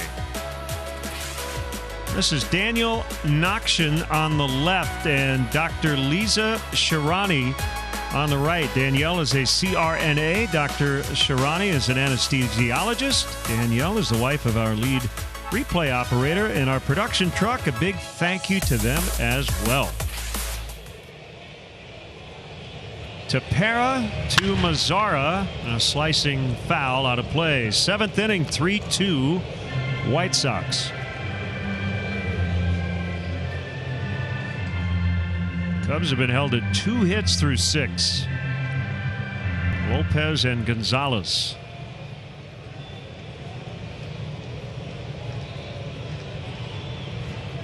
Mazara with that open stance. And a little pause before we continue.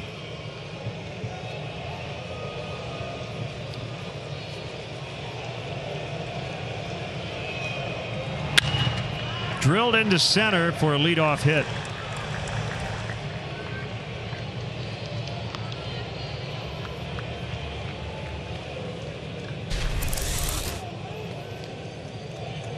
The split just didn't get the action, the fade, the drop down and away. Was still able to stay back. Mazzara extends his hands. And young hitters at home, if you want to hit that pitch, you stay through the ball. You extend your swing, extend it. And he did that. And got enough sweet spot of the bat to hit it hard up the middle. They brought him in to start against right-handed pitching. We got Adam Engel, who we saw last night. It starts against lefties. And another one through the box. Tepera lucky to get out of the way. That's Danny Mendick, and they've got 2 on with nobody out. So a little regroup time for Tepera. And that was a hot shot. And back-to-back first pitch swings. It just shows the White Sox, they're not sitting around to see pitches. They're hoping to get a pitch to hit early in the count, and he did it right there. Mendick, that ball's over the middle, and Tepera's lucky because off the bat, it was really loud up here in the booth, and if you're not landing in fielding position and you don't got your eye on that ball coming off the bat, it is a very dangerous situation. But thank goodness it missed him.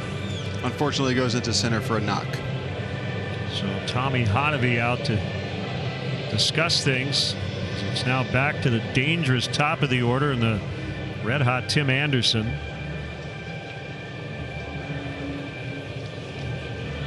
Casey Sadler tuning up in the bullpen with Chris Young, the bullpen coach, watching.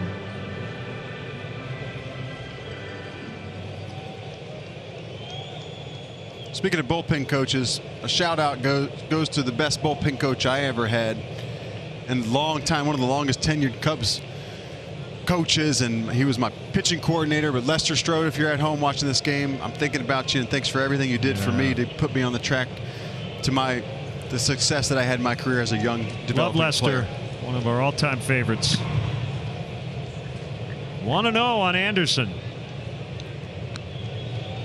And Lester, a fellow lefty.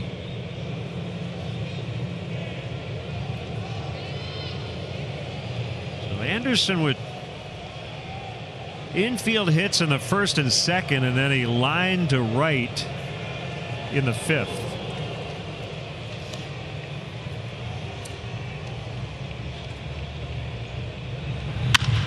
See if they can turn 2 here. Gotta be quick. 6, 4, 3. It was close at first, but they got him. Big double play. And again, young pitchers at home. You're only a few pitches away of getting out of any jam. If you execute a pitch, and you get a 2-for-1 special right there, but just if you execute the pitch, you can get results, and he did that. Down in the strike zone. Got the rollover, and he's one of the speediest guys in the league right there. Great turn by the Cubs middle infield. So runner at third with 2 outs. And it brings up Moncada.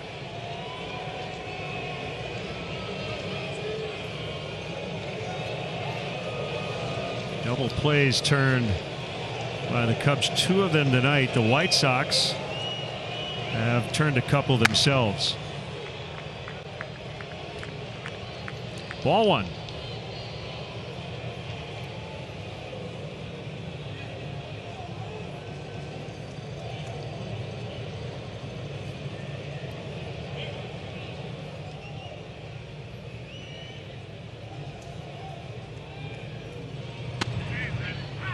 On the corner, 1-1. It's a good pitch. He stays on it. And in pitching, you want to have good direction. If you want to get that pitch on the inside corner glove side, you got to finish it. And right there, I saw Tepera just a little bit of body movement, just finishing that pitch right down instead of pulling off. He's going to get out of it. That's Javi. 3-2 White Sox, 7th inning stretch, brought to you by Budweiser. This Bud's for you. 3-2 White Sox. Cubs bat here in the 7th. Outs starting to dwindle. And Jason Hayward, the potential outcomes in this plate appearance, brought to you by DraftKings. He has been on twice via the walk. First batter Gonzalez faced was Hayward. He walked him in the 4th. And a strike called.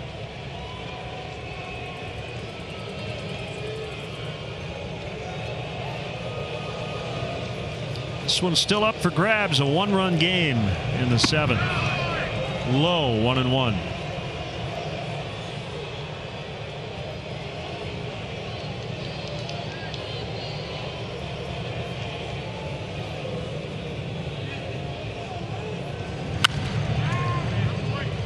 Hot foul behind the plate.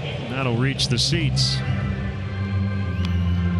And the J-Hay kid, he's comfortable lefty-lefty. When I faced him several times with the Atlanta Braves.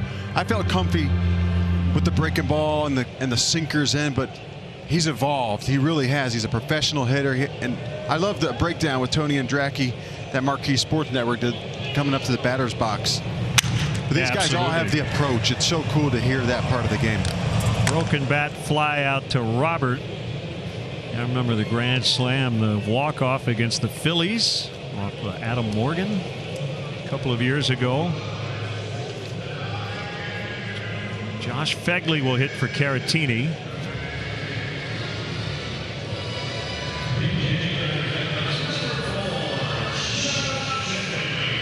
So on the active rosters, there are 2 guys who played for both teams, Josh Phegley and Steve Cishek. Jose Quintana on the IL for the Cubs. Also a member of that group.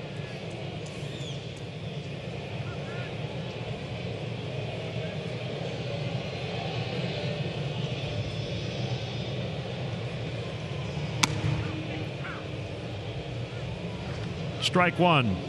Another guy that comes to mind that played for both teams is doing the pregame show for Marquee and postgame show, Ryan Sweeney.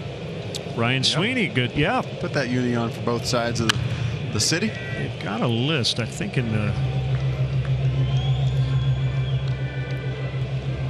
Cubs notes has a list of how many have played for both teams, and it's a long list. 191 players have appeared in at least one game for both teams.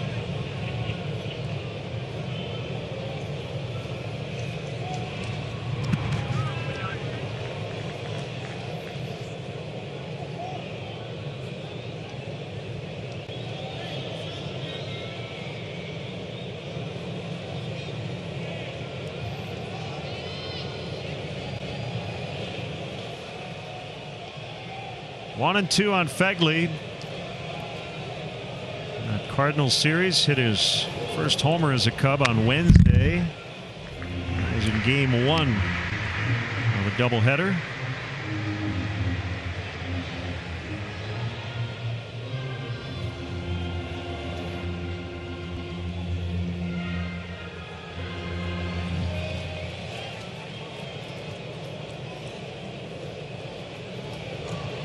Comes Gonzalez, a roller to Anderson, who will charge, sling to Abreu. Hey, Cubs fans, if you are in Illinois, still time to purchase 50/50 raffle tickets through the end of tonight's game. The current jackpot up to $5,135. Don't wait, purchase your tickets now at Cubs.com/raffle.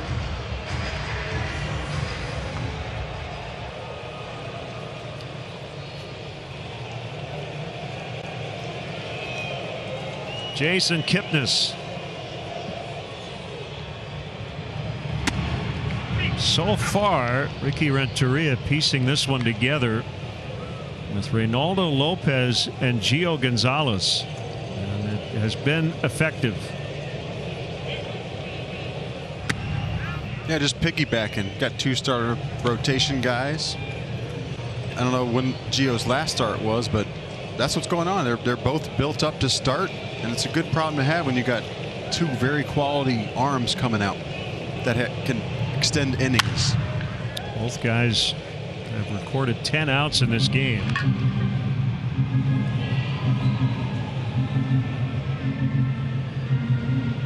Gonzalez last worked on the 17th.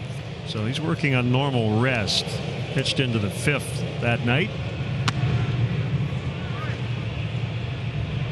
So, yeah, this is the first time he's worked in relief in his 4 starts. Check that, second time he's worked in relief, first time since late July. But in his starts, he hasn't yet gone 5. But notice, again, young pitchers at home, the tempo, the pace. Hendricks works fairly fast. Gio works fairly fast, and it keeps the defense ready. I'm looking out here, and everybody's ready in between pitches. You want to keep those guys on their toes, ready to play defense back there. 2-out walk to Kipnis. Here's Bodie.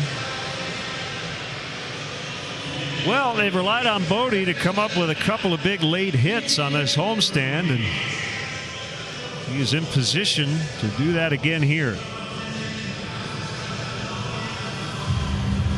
It appears as though it will not be against Gonzalez.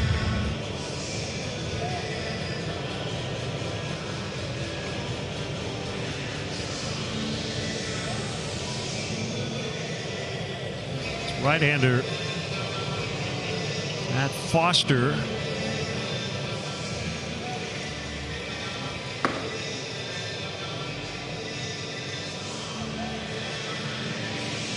he's not going to make the change. So something specific for his group. Talking strategy, but you can read his lips. Let's go. You know, he wants to stay in the game. He's a competitor.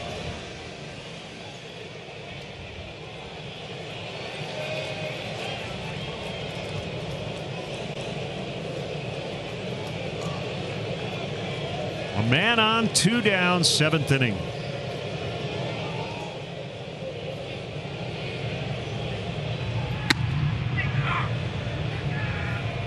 Strike 1 on a curve.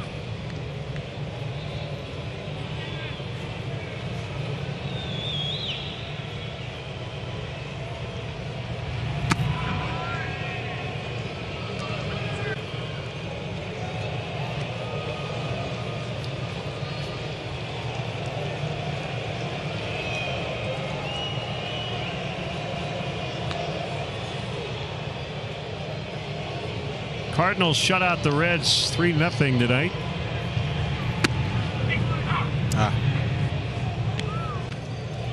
Hwang Young Kim got his first big league win. We'll look at that 1-1 on the corner, according to Tim Timmons. 1-2.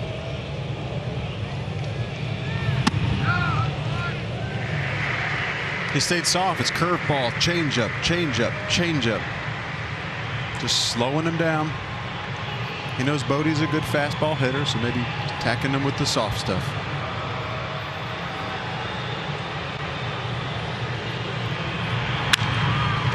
Fly ball to left, but he just missed it. Changeup. Yep. Stayed off the barrel. To the 8th, 3-2. Chicago. Chicago Cubs baseball on Marquee Sports Network is brought to you by Wintrust, proud legacy partner of the Chicago Cubs and exclusive home of Cubs checking. Your local Chicago and Northwest Indiana Hyundai dealers. Visit buyhyundai.com. Menards, save big money at Menards. And by Blue Cross Blue Shield, through it all. Tight one here tonight, 3-2 White Sox. They bat in the 8th. Rowan Wick, curve strike on Yasmani Grandal. Budweiser pitching change as you check out Wick's record. And Wick's been very good. With Craig Kimbrell slumping a little bit early in the season, he's picked up some slack along with the Jeffress Express coming in and getting some good work in. But Wick's been on track. He's off to a 1.13 ERA start, 8 games with 8 punchouts, 2 nice appearances in 17th and 18th against the St. Louis Cardinals this week. But part of what I named the other day in postgame show, a 3-headed or 4-headed monster in the bullpen. If these guys can get going, along with Kimbrell and Jeffress continues to pitch and Wick starts commanding the curveball with that big finish fastball he's got, along with Tepera. They got good things in the back end of that Cubs bullpen. They had a lot of changes in the offseason. Bring in Jeffress, Tepera, new member of the group. Rowan Wick trying to build off what he did last year.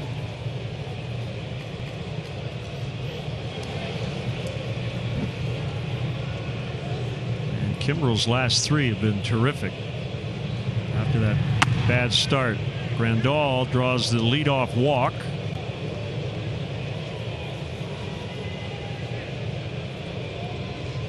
StatCast powered by Google Cloud. This is pretty sick opposite way power for Jose Abreu, who's very locked in right now. He's got 3 home runs in this series. He's batted 3 times tonight. He has singled, walked, and hit that go-ahead home run.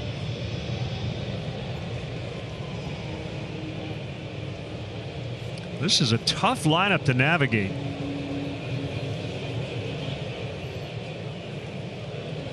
They're trying to win their 7th in a row. A good pass at that heater. It's a swing of a very confident man right now. And he's on time. I mean, the lower half is so simple. The little small toe tap step right there just gets him right on time. He drops the heel and he's so strong. Look at the guy. His biceps are 30 inches around probably. But the bat looks like a toothpick. He swings it like it's a toothpick, but just execute the pitches here. Wick will check on Grandal.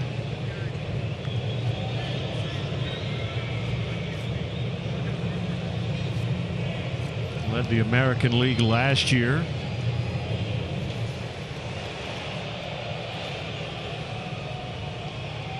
Averages 30 and 100 every year. Very productive.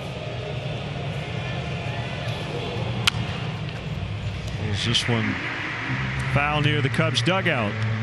And that's the spot to be for the breaking ball. If Wick's going to have some success tonight and going forward, and like he's been doing, the curveball has to be down, especially to a hitter like Jose Abreu, where if you roll that breaking ball up, even if it's early in the count, or if it's a mistake 0-2 or 1-2, he will put a charge in it.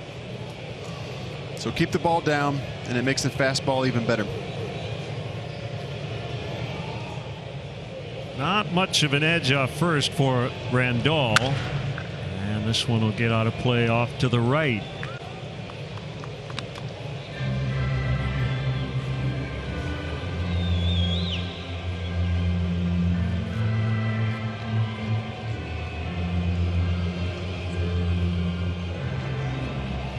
With the Cardinals winning tonight, they're 8-8. Second place team in the division.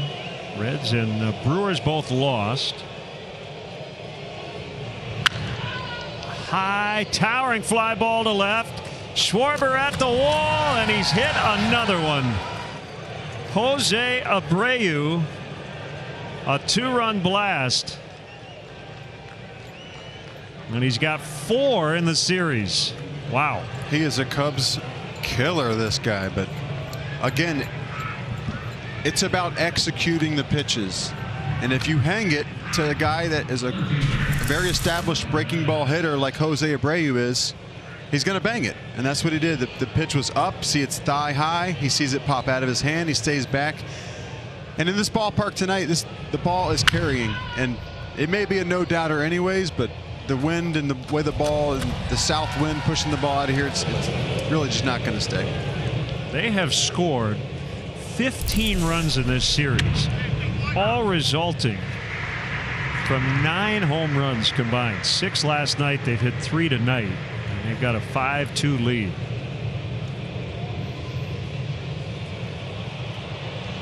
And coming into the game, the last 6 games, 22 home runs to the opponent's 2. They're doing damage.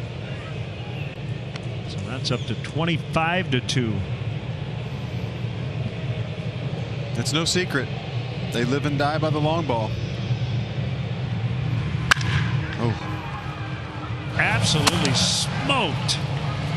And this is going to roll for a bit. Jimenez has a double.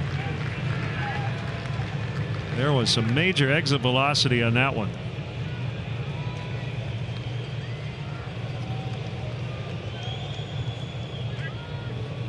I mean, there's ivy on that wall, but that made a loud noise off the wall. You normally don't hear it with the way the fans are, buzzing here at Wrigley Field, but without fans, listen to this. It sounded like he broke a brick.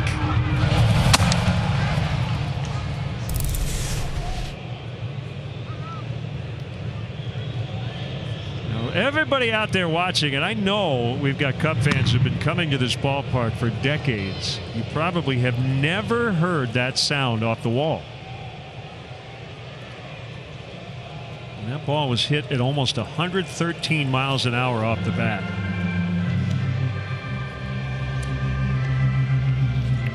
And that pitch right there, the first pitch, it's got a little cut.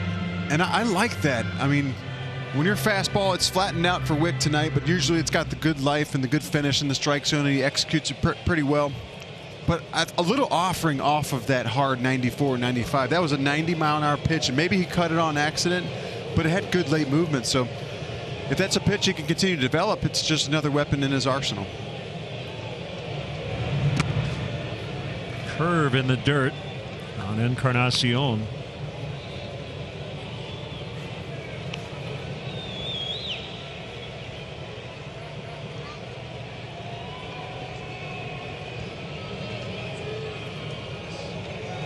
Entering tonight, Rowan Wick had faced 190 batters without allowing a home run.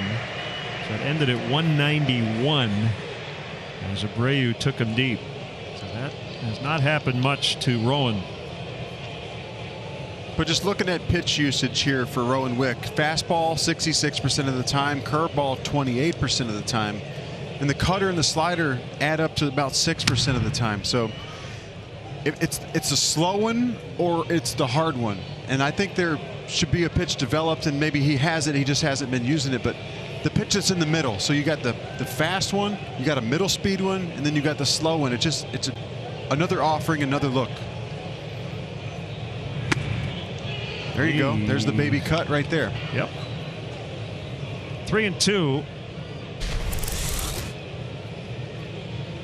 92, you're right. And even if he hits it, probably off the end of the bat, it's still up in the strike zone and the execution isn't there, but the late movement, the late little cut just keeps it away from him even hitting it on that swing. Foul tip. Strike three, he's out. Mic'd up Anthony Rizzo tonight.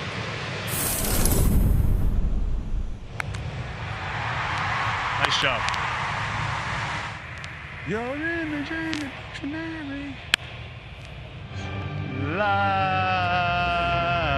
bamba. You work hard, you get no results. You don't work hard, you get no results. What do you do? What do you what? What do you do? Work hard. Little quiz. And man, can he not sing. But I love that he is singing. 5-2 White Sox. On runs courtesy Jose Abreu. And they've got a man at second with one away. Budweiser pitching change. This, Buds, for you. It's right-hander Casey Sadler to face Luis Robert. And Sadler's got the fastball, the cutter, the curveball. He mixes them about 30% of the time. So that's good. That's what I'm talking about. The three different looks, the three different speeds. So we'll see if he can execute tonight, keep the ball down, and minimize the damage. Swung on and missed. It's no secret he's swinging. A little sinker right there, late action. Swings over the top of it. Casey Sadler, 30 years old, Oklahoma native, former Pirate, Ray, Dodger.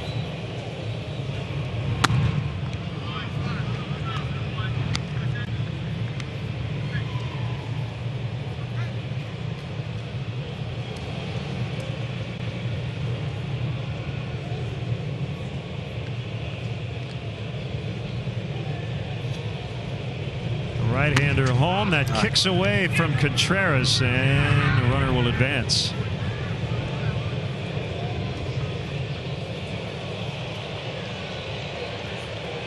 And the Cubs will likely now have to bring their infield in.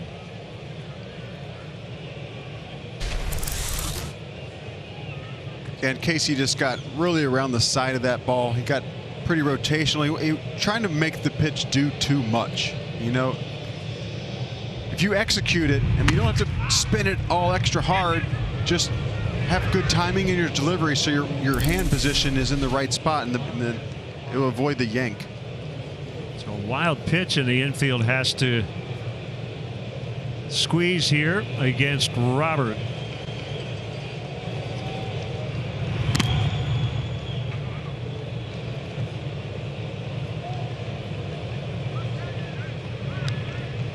Three and one.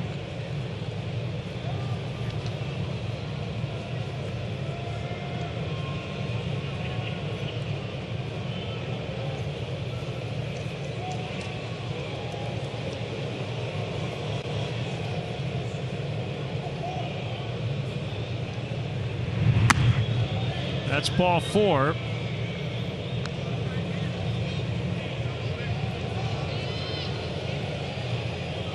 Want to relive moments from tonight's game? Catch an encore presentation immediately following tonight's episode of Off the Mound with Ryan Dempster, including guests Fergie Jenkins and Dustin Pedroia, all coming up right after post-game live. Now the middle guys can deepen into double play depth as Mazara will bat. He's 2 for 3.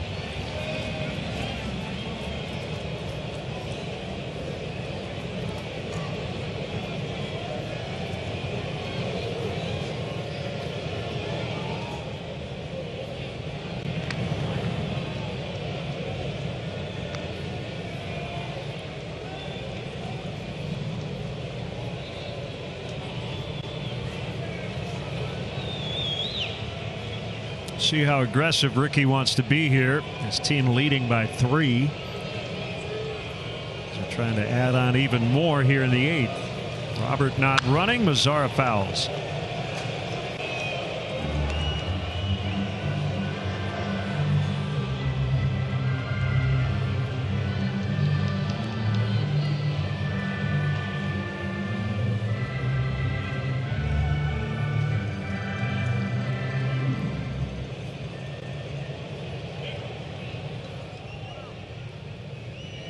White Sox out hitting the Cubs 11-2.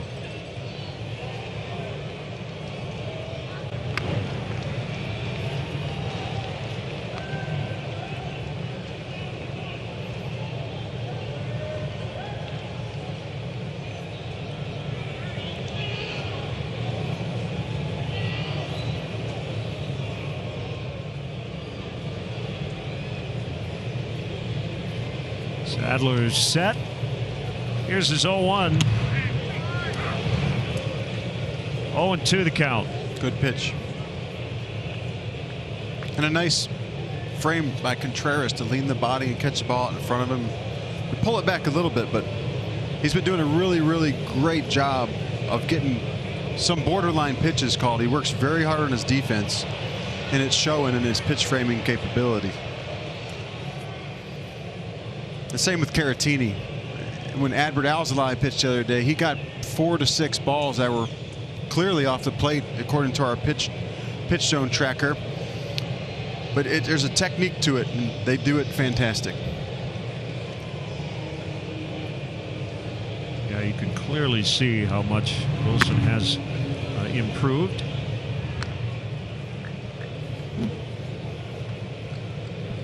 One and 2. And their manager, a fantastic catcher. So he's probably got his hands in developing these products as well. Swing and a miss, strike 3. It's a big one for Sadler.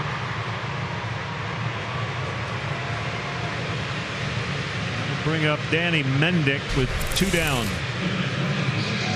The curveball, my personal favorite pitch, as most Cubs fans know.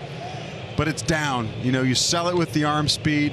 You get your fingers on top and in front of the ball, and hand position and arm speed sell the pitch. And he did that right there. That's a big strikeout. Gets him closer to getting out of the inning. Still first and third. And they play Mendick straight away, infield, outfield, and he looks at a strike. Really good. Keep going to it. The curveball is coming out nice. Get ahead in the strike zone right there with first pitch strike. Mendick, not a high draft pick, 22nd round, 2015, out of UMass Lowell.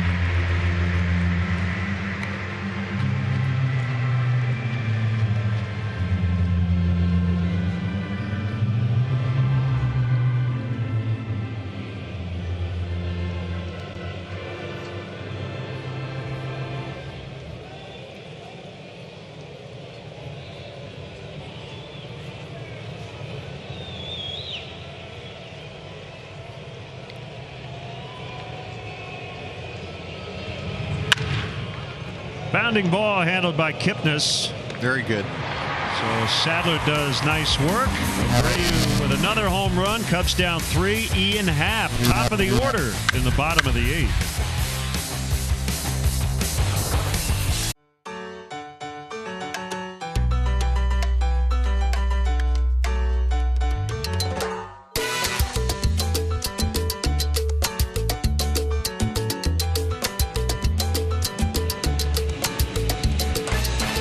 Super Slow-Mos brought to you by Mattress Firm.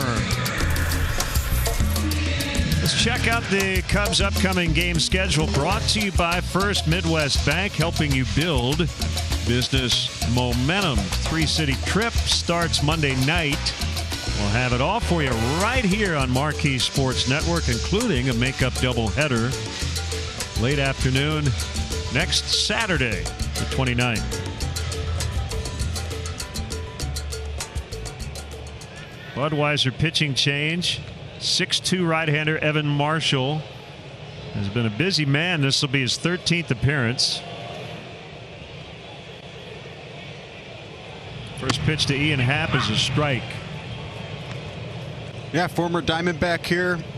No relation to Sean Marshall. Okay, I was going to ask. No relation. But he's about 92, 95 with the fastball, 43% of the time. A slider and the changeup. Very effective changeup. Those about 40% of the time.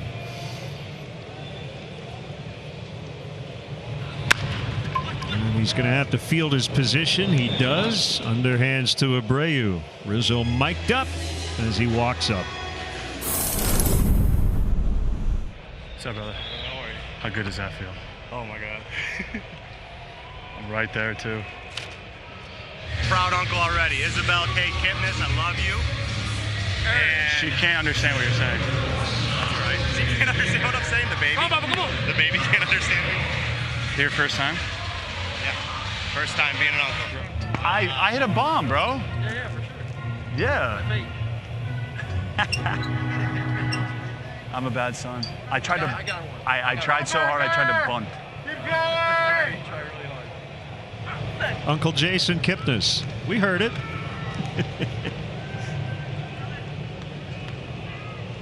One strike on Rizzo. The thing that I like the most about the mic'd up, when it's Anthony especially, and I'm sure as folks are watching tonight, John and Lori, is that it really gives you a good idea of what he's like outside the ballpark. He's just so easy to get along with. He can be serious when he needs to be. Just a wonderful guy to be around. Very curious intellectually and a great teammate.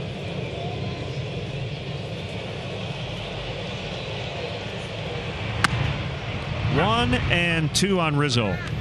But yeah, he keeps it loose in the dugout too. And the last couple games haven't been exactly going the Cubs' way. So he keeps it light and loose. He's smiling. It rubs off on the other players, keeping the good vibes going, which the Cubs have had going. They're in first place, so they should be happy about the way things have been going. But then he toes the line, and he's in the batter's box, and he's a gamer competitor.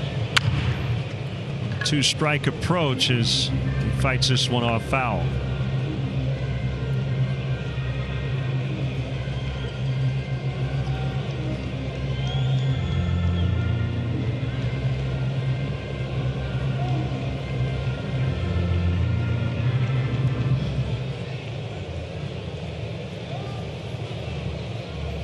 I would say Rizzo, Votto, total of inches choked up 10 inches.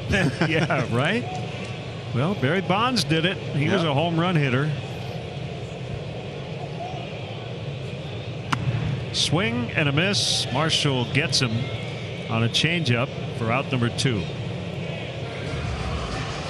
Make sure you're with us tomorrow. Quick turnaround. Our pregame coverage starts at noon.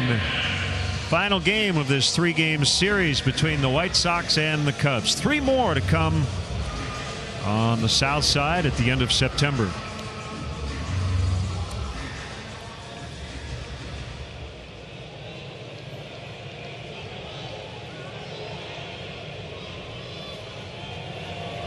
Javi with 2 gone.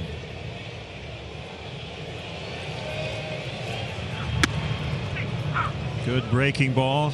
Strike 1. And he's on the attack. First pitch strike.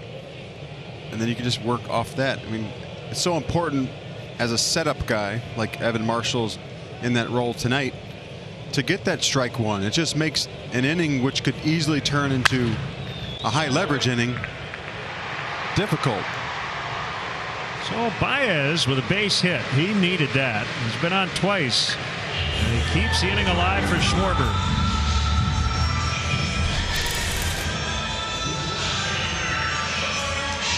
Little two-seam fastball. And it's 92, 93 miles per hour. It's got a little sink. So that's a good sign right there to see Javi Baez get the barrel to it. That's a tough pitch. That's in, maybe in and off with some run. But he's quick there. He got the foot down and got the barrel out front. Here's Schwarber. You don't have to get it all back here in the 8th, but it'd be nice to get something. Trailing by 3. Here's that changeup.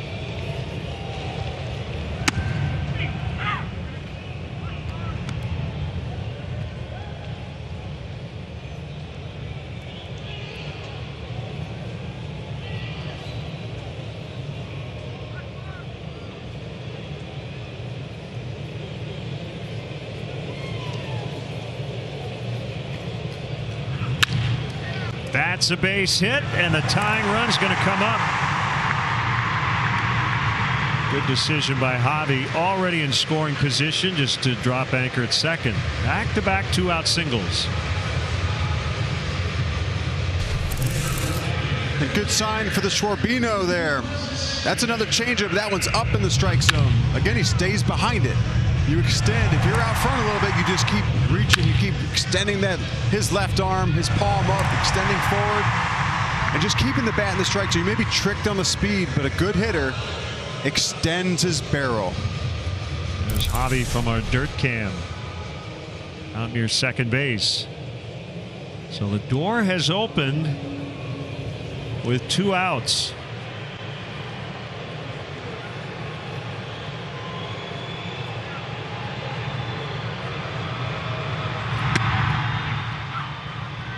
We showed you earlier, Contreras has done a lot of damage against White Sox pitching.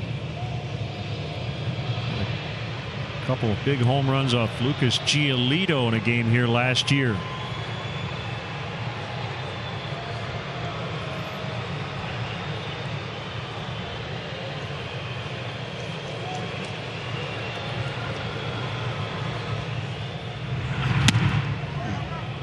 Nothing in 2.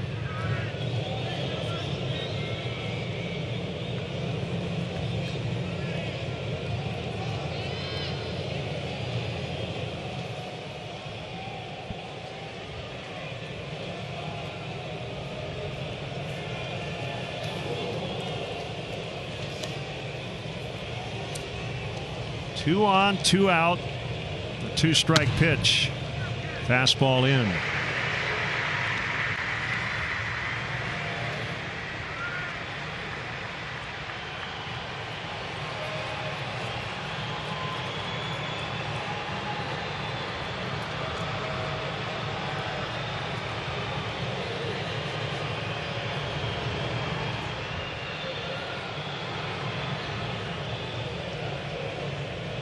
He got Happ on a ground out. He struck out Rizzo. Baez and Schwarber. And with back-to-back 2-out hits.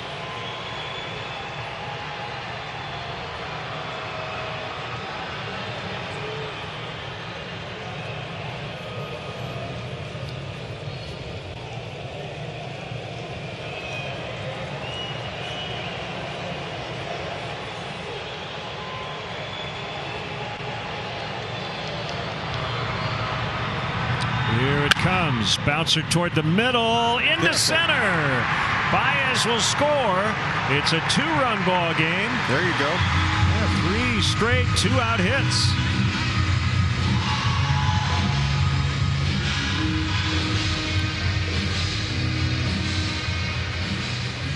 Between the catcher and the pitcher, Marshall, they weren't on the same page, in my opinion, right there. He wanted that pitch, stepped off twice to go through the signals to get it because they're throwing multiple signals down, and then didn't execute. He wanted Evan Marshall wanted that pitch, and it popped out of his hand, and Contreras stays short to the ball, and with 2 strikes as a professional hitter, just meet the barrel. You see the best hitters in the ball game, like a Ryan Braun. You don't have to swing as hard as you can every time. The sweet spot of the bat can work magic for you if you square it up. And right there, short to the ball, hit it hard enough with topspin to get it up the middle for a nice, timely hit. And that was one of the keys to the game, the timely hit. And they got another chance to do it again right here. Were you a little surprised pitcher and catcher didn't have a mound meeting after 2 step-offs? They had a mound meeting after the hit. Right. With the pitching coach. So here's Hayward. Cubs trying to rally here late.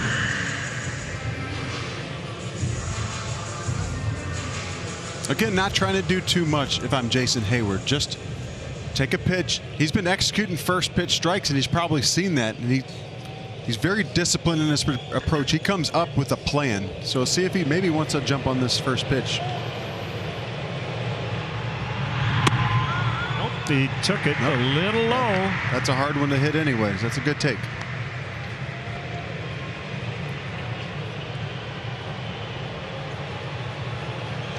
First 29 Cub batters, 2 hits combined. They've got 3 out of 3 since.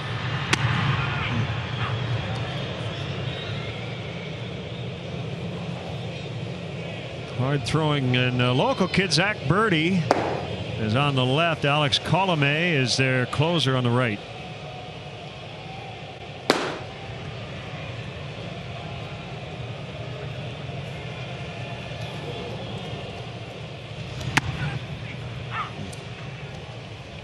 One and two. And going back to Zach Birdie, when I was still playing, his brother Nick Birdie, I believe with the Pirates now. I played catch with him. I talked to him when he was upcoming prospect to get drafted, and he was taking it easy on me. And all of a sudden he comes up with me with a fastball and almost blew my glove apart. They both throw about 100, and it's very, very impressive, the fastball that he was featuring just playing catch with me that day. I didn't want anything to do with it. Both guys coming back from Tommy John surgery, both in the big leagues. Very cool story. A 1-2 on Hayward in the air, center field, deep but playable for Robert. And the Cubs are done in the 8th. They do get 1, and they're within 2 as we head to the 9th. Time for our Geico Making It Look Easy replays. They keep banging the ball out of the ballpark. The White Sox have put together quite a stretch over the past week. They've homered 3 times tonight, 9 times in the series, 27 times their last 8 games. Jose Abreu back-to-back 2-homer games. And that's why the White Sox have a late lead. And they're not done yet as they bat here in the 9th in terms of their offense. Top of the order, so tall order for Dwayne Underwood Jr. It's our Budweiser pitching change. He'll make appearance number 7. And recently got his first major league win. Yeah, and he's been improving, in my opinion. Yeah, the ERA is at 8 in 9 innings work with 10 strikeouts, but his last couple outings, especially Against St. Louis Cardinals the other day, he had 2 outings. He's pitched almost 3 innings against those guys, and the stuff is there. The stuff is playing. He's got good life on the fastball, and the other stuff comes off of that fastball. So he gets Anderson, Moncada, and Grandal, and ball 1. A nice easy cheese, a very simple delivery. The ball explodes out of his hand, and if he can establish the fastball for strikes, he's got other plus offerings to pitch off of that.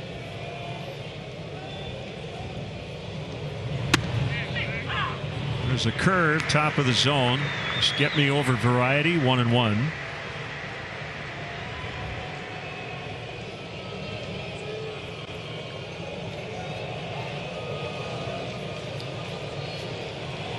Wayne from Marietta, Georgia.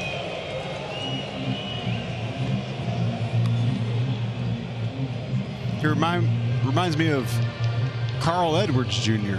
out there. Tall, loose, arm delivery, good mechanics, and the ball's got the finish. Carl Edwards had a great fastball. You know, tall, lean guy, able to stride out and get a couple extra feet on it, closer to the batter. Now pitching for the Mariners, Carl Edwards, as he strikes out Anderson.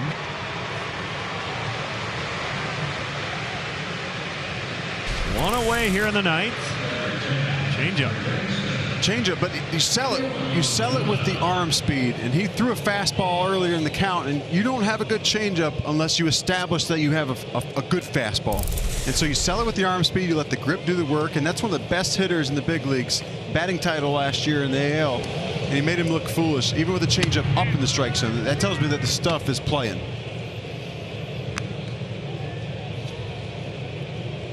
Contreras unhappy with himself. Thought maybe he took a strike out of the zone on Moncada.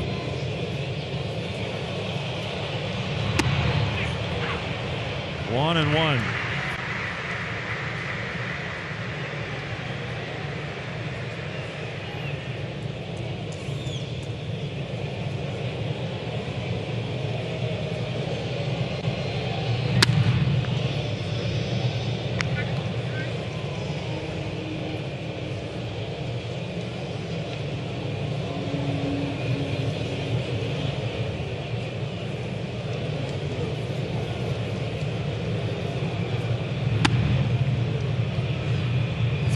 And a strike. Grandal next, and then that man lurking in the hole. That's Jose Abreu.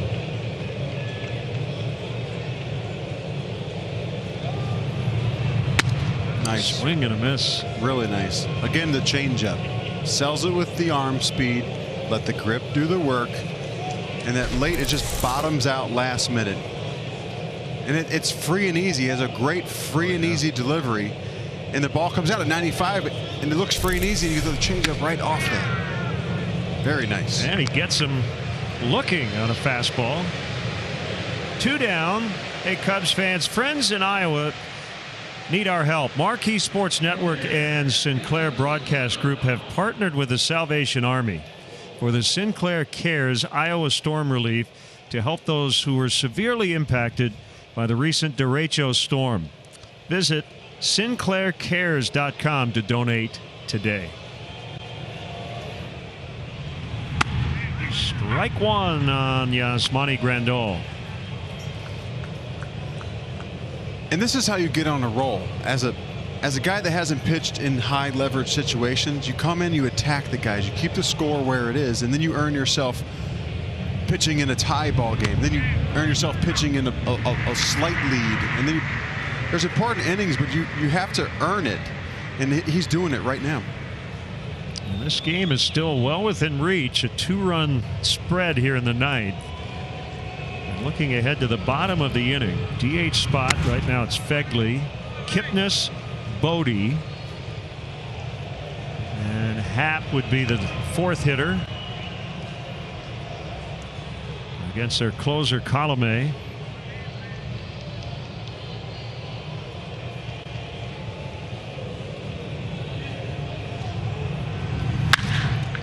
High fly ball.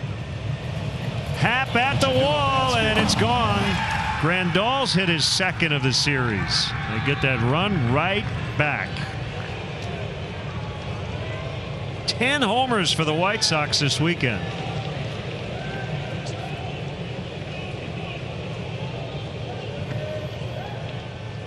But he's ahead in the count. It's a 1-2 count. And it just leaks middle. You know, it's got to be a little bit better pitch than that. He's a good fastball hitter, period. But he's laid off the chase breaking ball the pitch before, and he earned himself another fastball, and he didn't miss it. And most days I think it lands on the warning track, but today the ball is carrying and it finds itself a few rows deep.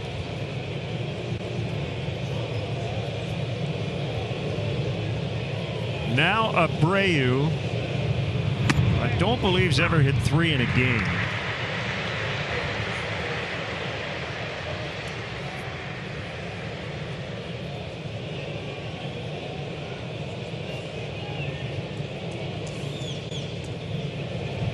That 2006 stretch.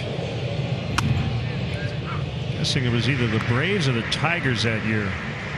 Those two teams came in here and hit a ton of home runs in the middle of the summer. And again here, ahead in the count. You know, you got to put, I mean, he's a very tough hitter, and he'll be short to the ball, and he'll look for something a little bit up. Probably not trying to do too much damage, but you have to make a good ahead in the count pitch, a 0-2, 1-2 pitch to get a guy like this. Change up, and that is deep, and for the first time in his career, Jose Abreu has hit 3 home runs in a game. He has been, I would say, a one-man wrecking crew, but he's had a lot of help in this series. Wow.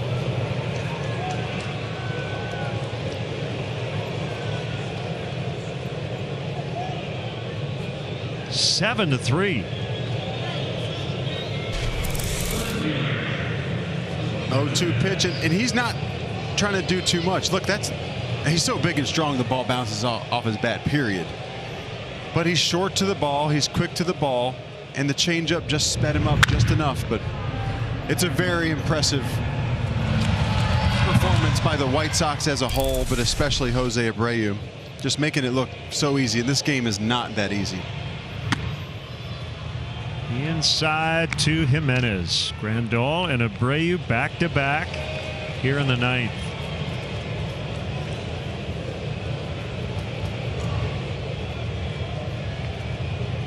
Homers in 3 consecutive at-bats, covering 4 innings for the White Sox first baseman.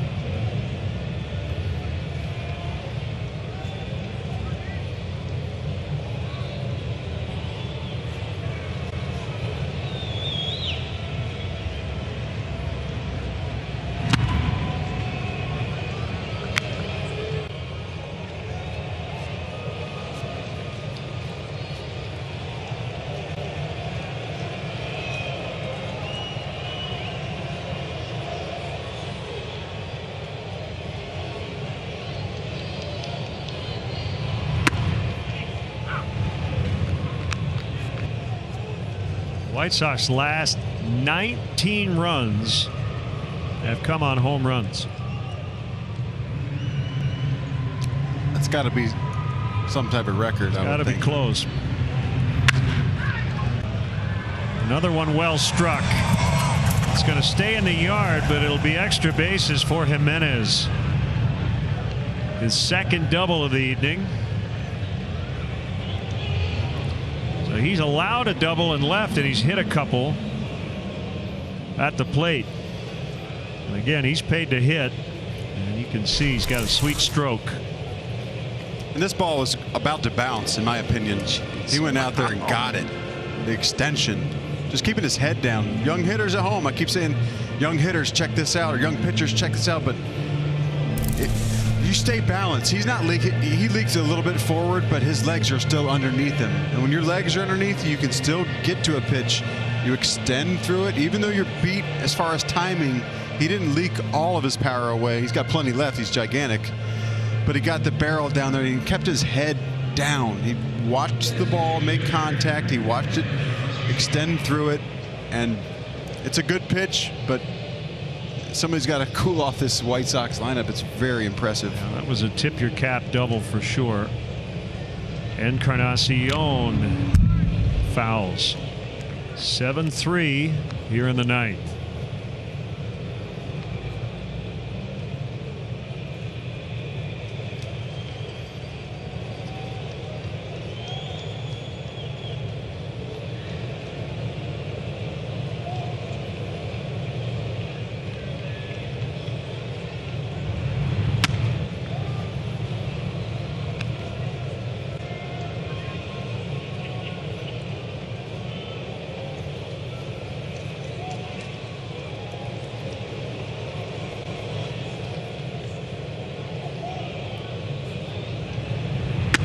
How do you feel if you're Eloy Jimenez going to the clubhouse after the game and you go, I went 2 for 5 with 2 doubles. What'd you do?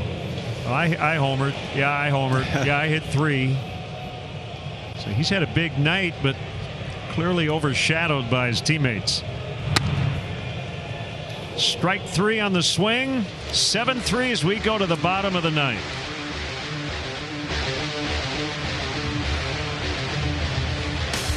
Brought to you by First Midwest Bank, helping you build business momentum. You have plans, First Midwest Bank has ideas. By Audi, get exceptional offers from your Chicagoland and Northwest Indiana Audi dealers at Audi.com. Miller Lite, the original light beer. And by Advocate Health, we're cheering at a distance, game day and every day. Cubs have 3 outs to work with, trailing by 4. It's 7-3 as we welcome you inside our Budweiser broadcast booth. Sean Marshall in for Jim Deshaies. I'm Len Casper, and this has been a pretty impressive display by the White Sox these 2 games, hitting the ball all over the place and in non-favorable counts too, Sean. They're taking 0-2 pitches out of here. I honestly haven't ever seen anything like this before. I mean, the way the ball, there's no fans in the stands to absorb some of the noise and the echo, but I've never seen or heard balls hit this hard on a consistent basis. It's been very impressive, and you tipped your caps to those guys having swings like that on even quality pitches. I mean, John Lester's one of the best pitchers, 3-time World Series champion, and they did the same thing to him last night. And I think they're probably going to keep doing this to a lot of pitchers around the league. They did it to the Tigers last week and are doing it so far, but it's very impressive to say the least.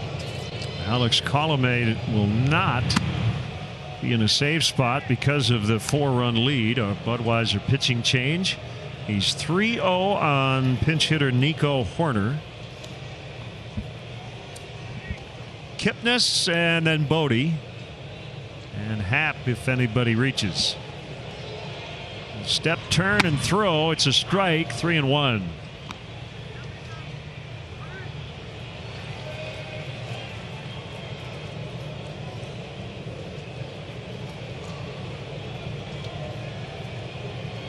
This is the first time the Cubs have allowed 5 or more homers in consecutive home games since 1985. Leadoff walk to Hoerner. Well, Dusty Baker, one of my favorite managers. I played with him here with the Cubs and played with him in Cincinnati Reds over there. It's in slam range, and the way the ball's carrying today, Cubs are down 4. You look optimistic, and he would always say, get it out of slam range when you have a lead, but it's still in slam range, so we'll hope to see more base runners. Yep. A lot of slams this year, Len. Yeah, all about base runners now, and it has been the year of the grand slam. 1-0 to Kipnis.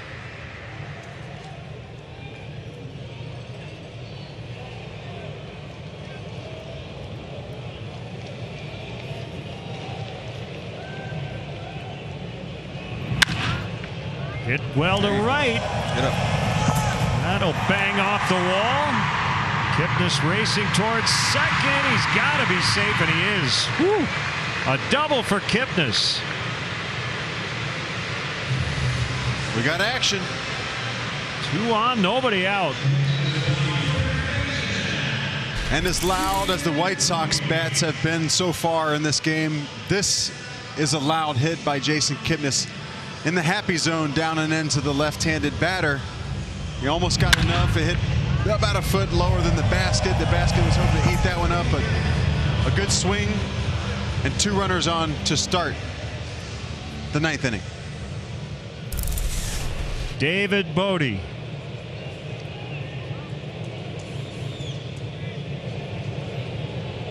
I always tell the kids I coach, you never know. This game, it is a crazy game. You never know. Stay in it. White Sox are looking for outs. They've got their infield back.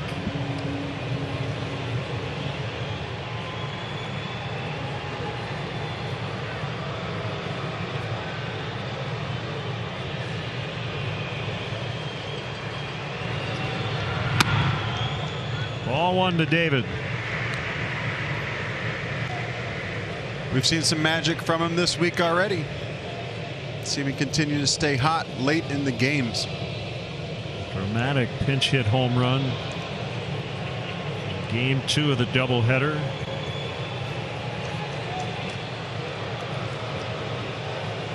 That was Monday to beat the Cardinals. And another guy that Tony Andracki with Marquee Sports walked through his batter's box routine, and it was very interesting to see how he thinks and how he prepares for his at-bats, especially late in the game at-bats.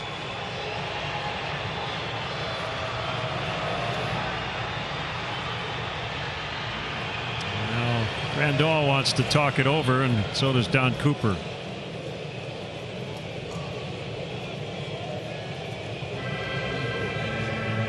And the White Sox have some action. They've got a right-hander, Cody Hoyer, up just in case.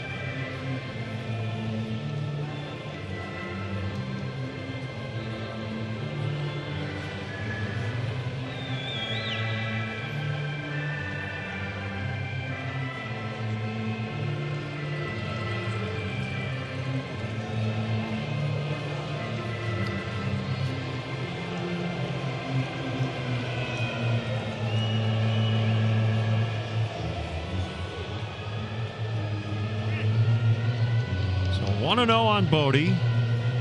Horner walked. Kipnis then doubled.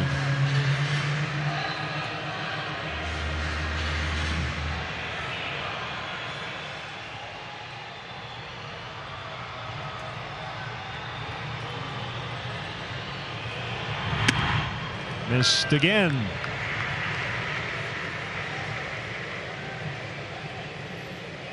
A good take in this guy, Colomé. He's an established closer from 2015 to 2018 with the Rays. He was fantastic.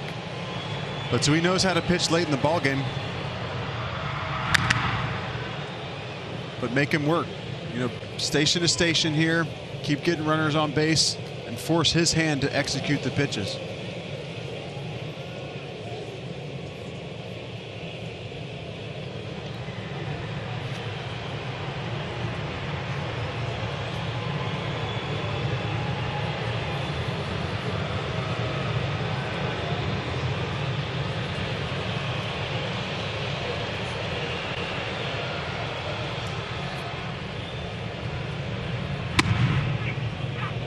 Strike 2. 2-2 on Bote.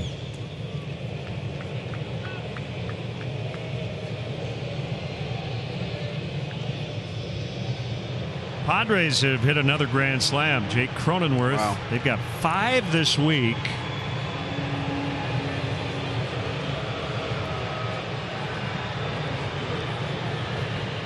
And Colomé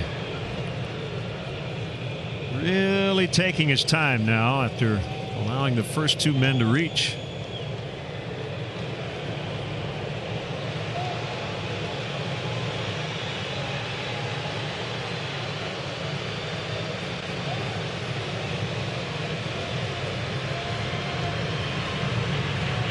Right-hander is not allowed to run yet this season, but in danger of doing so here. He does come back and strike out Bote for out number 1.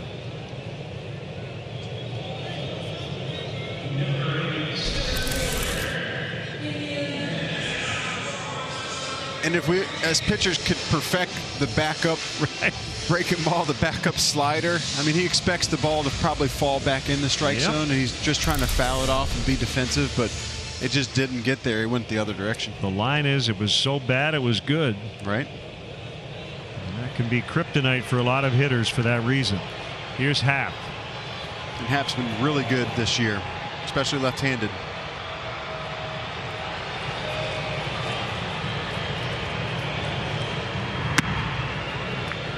Taken low for ball one.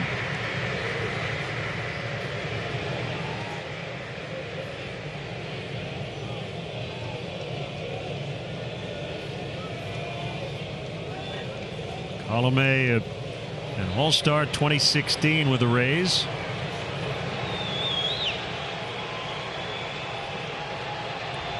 "31 years old. Here's the 1-0. Swung on and missed. And you're right on it, Sean Marshall. Left-handed Ian Happ. OPS of 1239 this season. So this is the side you want him on. Been good right-handed too, but better lefty. And to have that number above Betts and Winker right now, that's pretty good. Pretty good.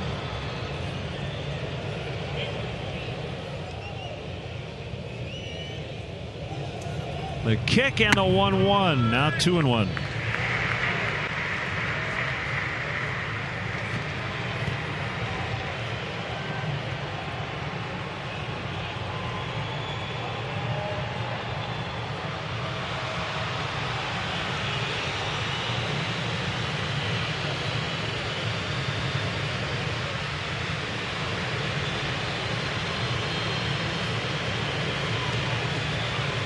Gets a sign, and now Happ steps out.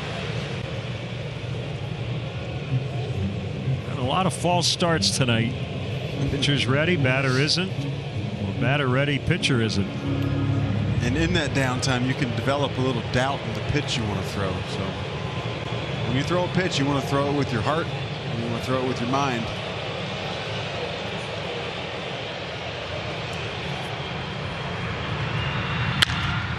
Ground ball will get a run in. More importantly for Colomé, it's the second out. RBI ground out for Happ. 7-4.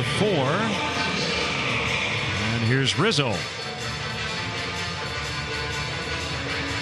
His only job here is to get Baez to the plate as the tying run.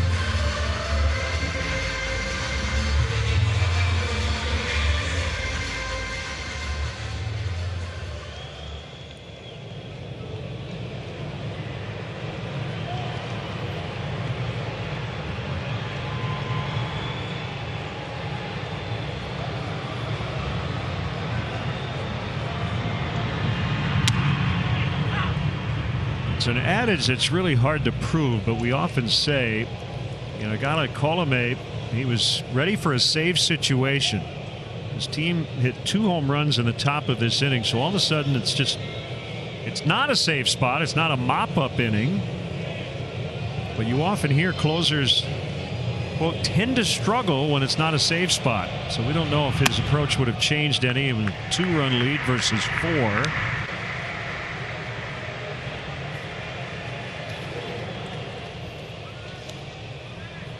One ball, one strike.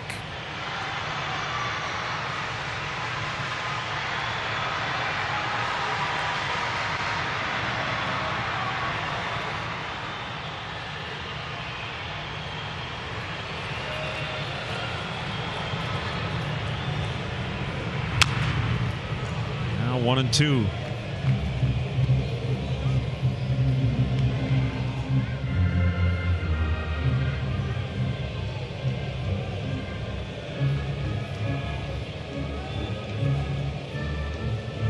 Anthony without a hit so far in the set, 0 for 6.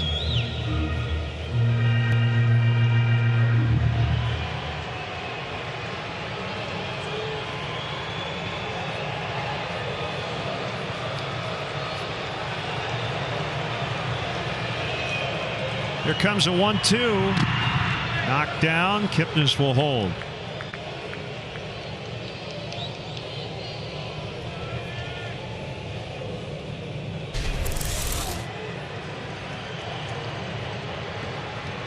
Run at third doesn't matter, but it matters to the White Sox and the catcher and to the pitcher.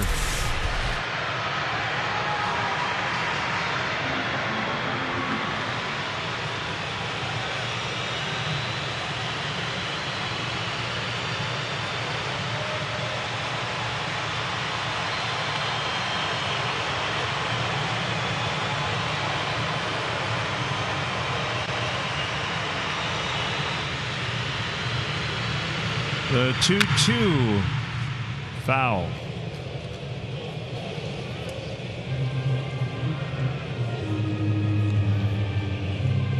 Right back at it tomorrow. Dylan Cease and Yu Darvish.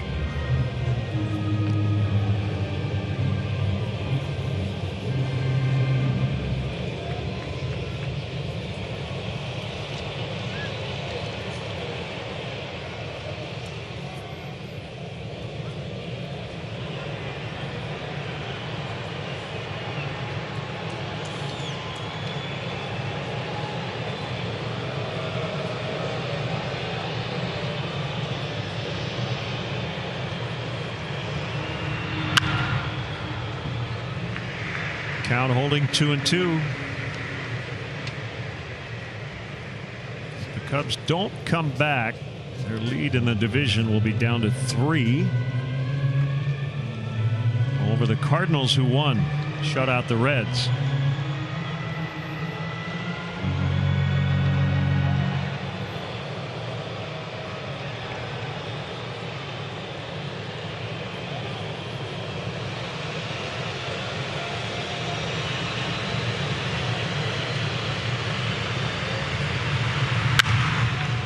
Hit well to center, but Robert there to make the grab, and the White Sox have won 7 straight as they homer their way to a 7-4 win here at Wrigley Field. So the best the Cubs can hope for is a salvage tomorrow, and they'll have Yu Darvish on the mound. Sean, great job tonight. Really appreciate you filling in, and enjoyed your studio work as well, and we'll do it again. All right. It was really fun, Len. Thank you. So it's Gonzalez in relief. He gets the win. Kyle Hendricks takes the loss. He drops to 3-3. So for Sean, for Taylor McGregor, and our entire Marquee Sports Network crew, I'm Len Kasper. The final score: White Sox 7, Cubs 4. Join us again tomorrow, finale of this series. Our coverage starts at noon with Cubs Live. Game coverage begins at straight up 1 o'clock. Right now, Cubs post-game live. Cole Wright, Ryan Sweeney, Carlos Pena. Cole, take it away.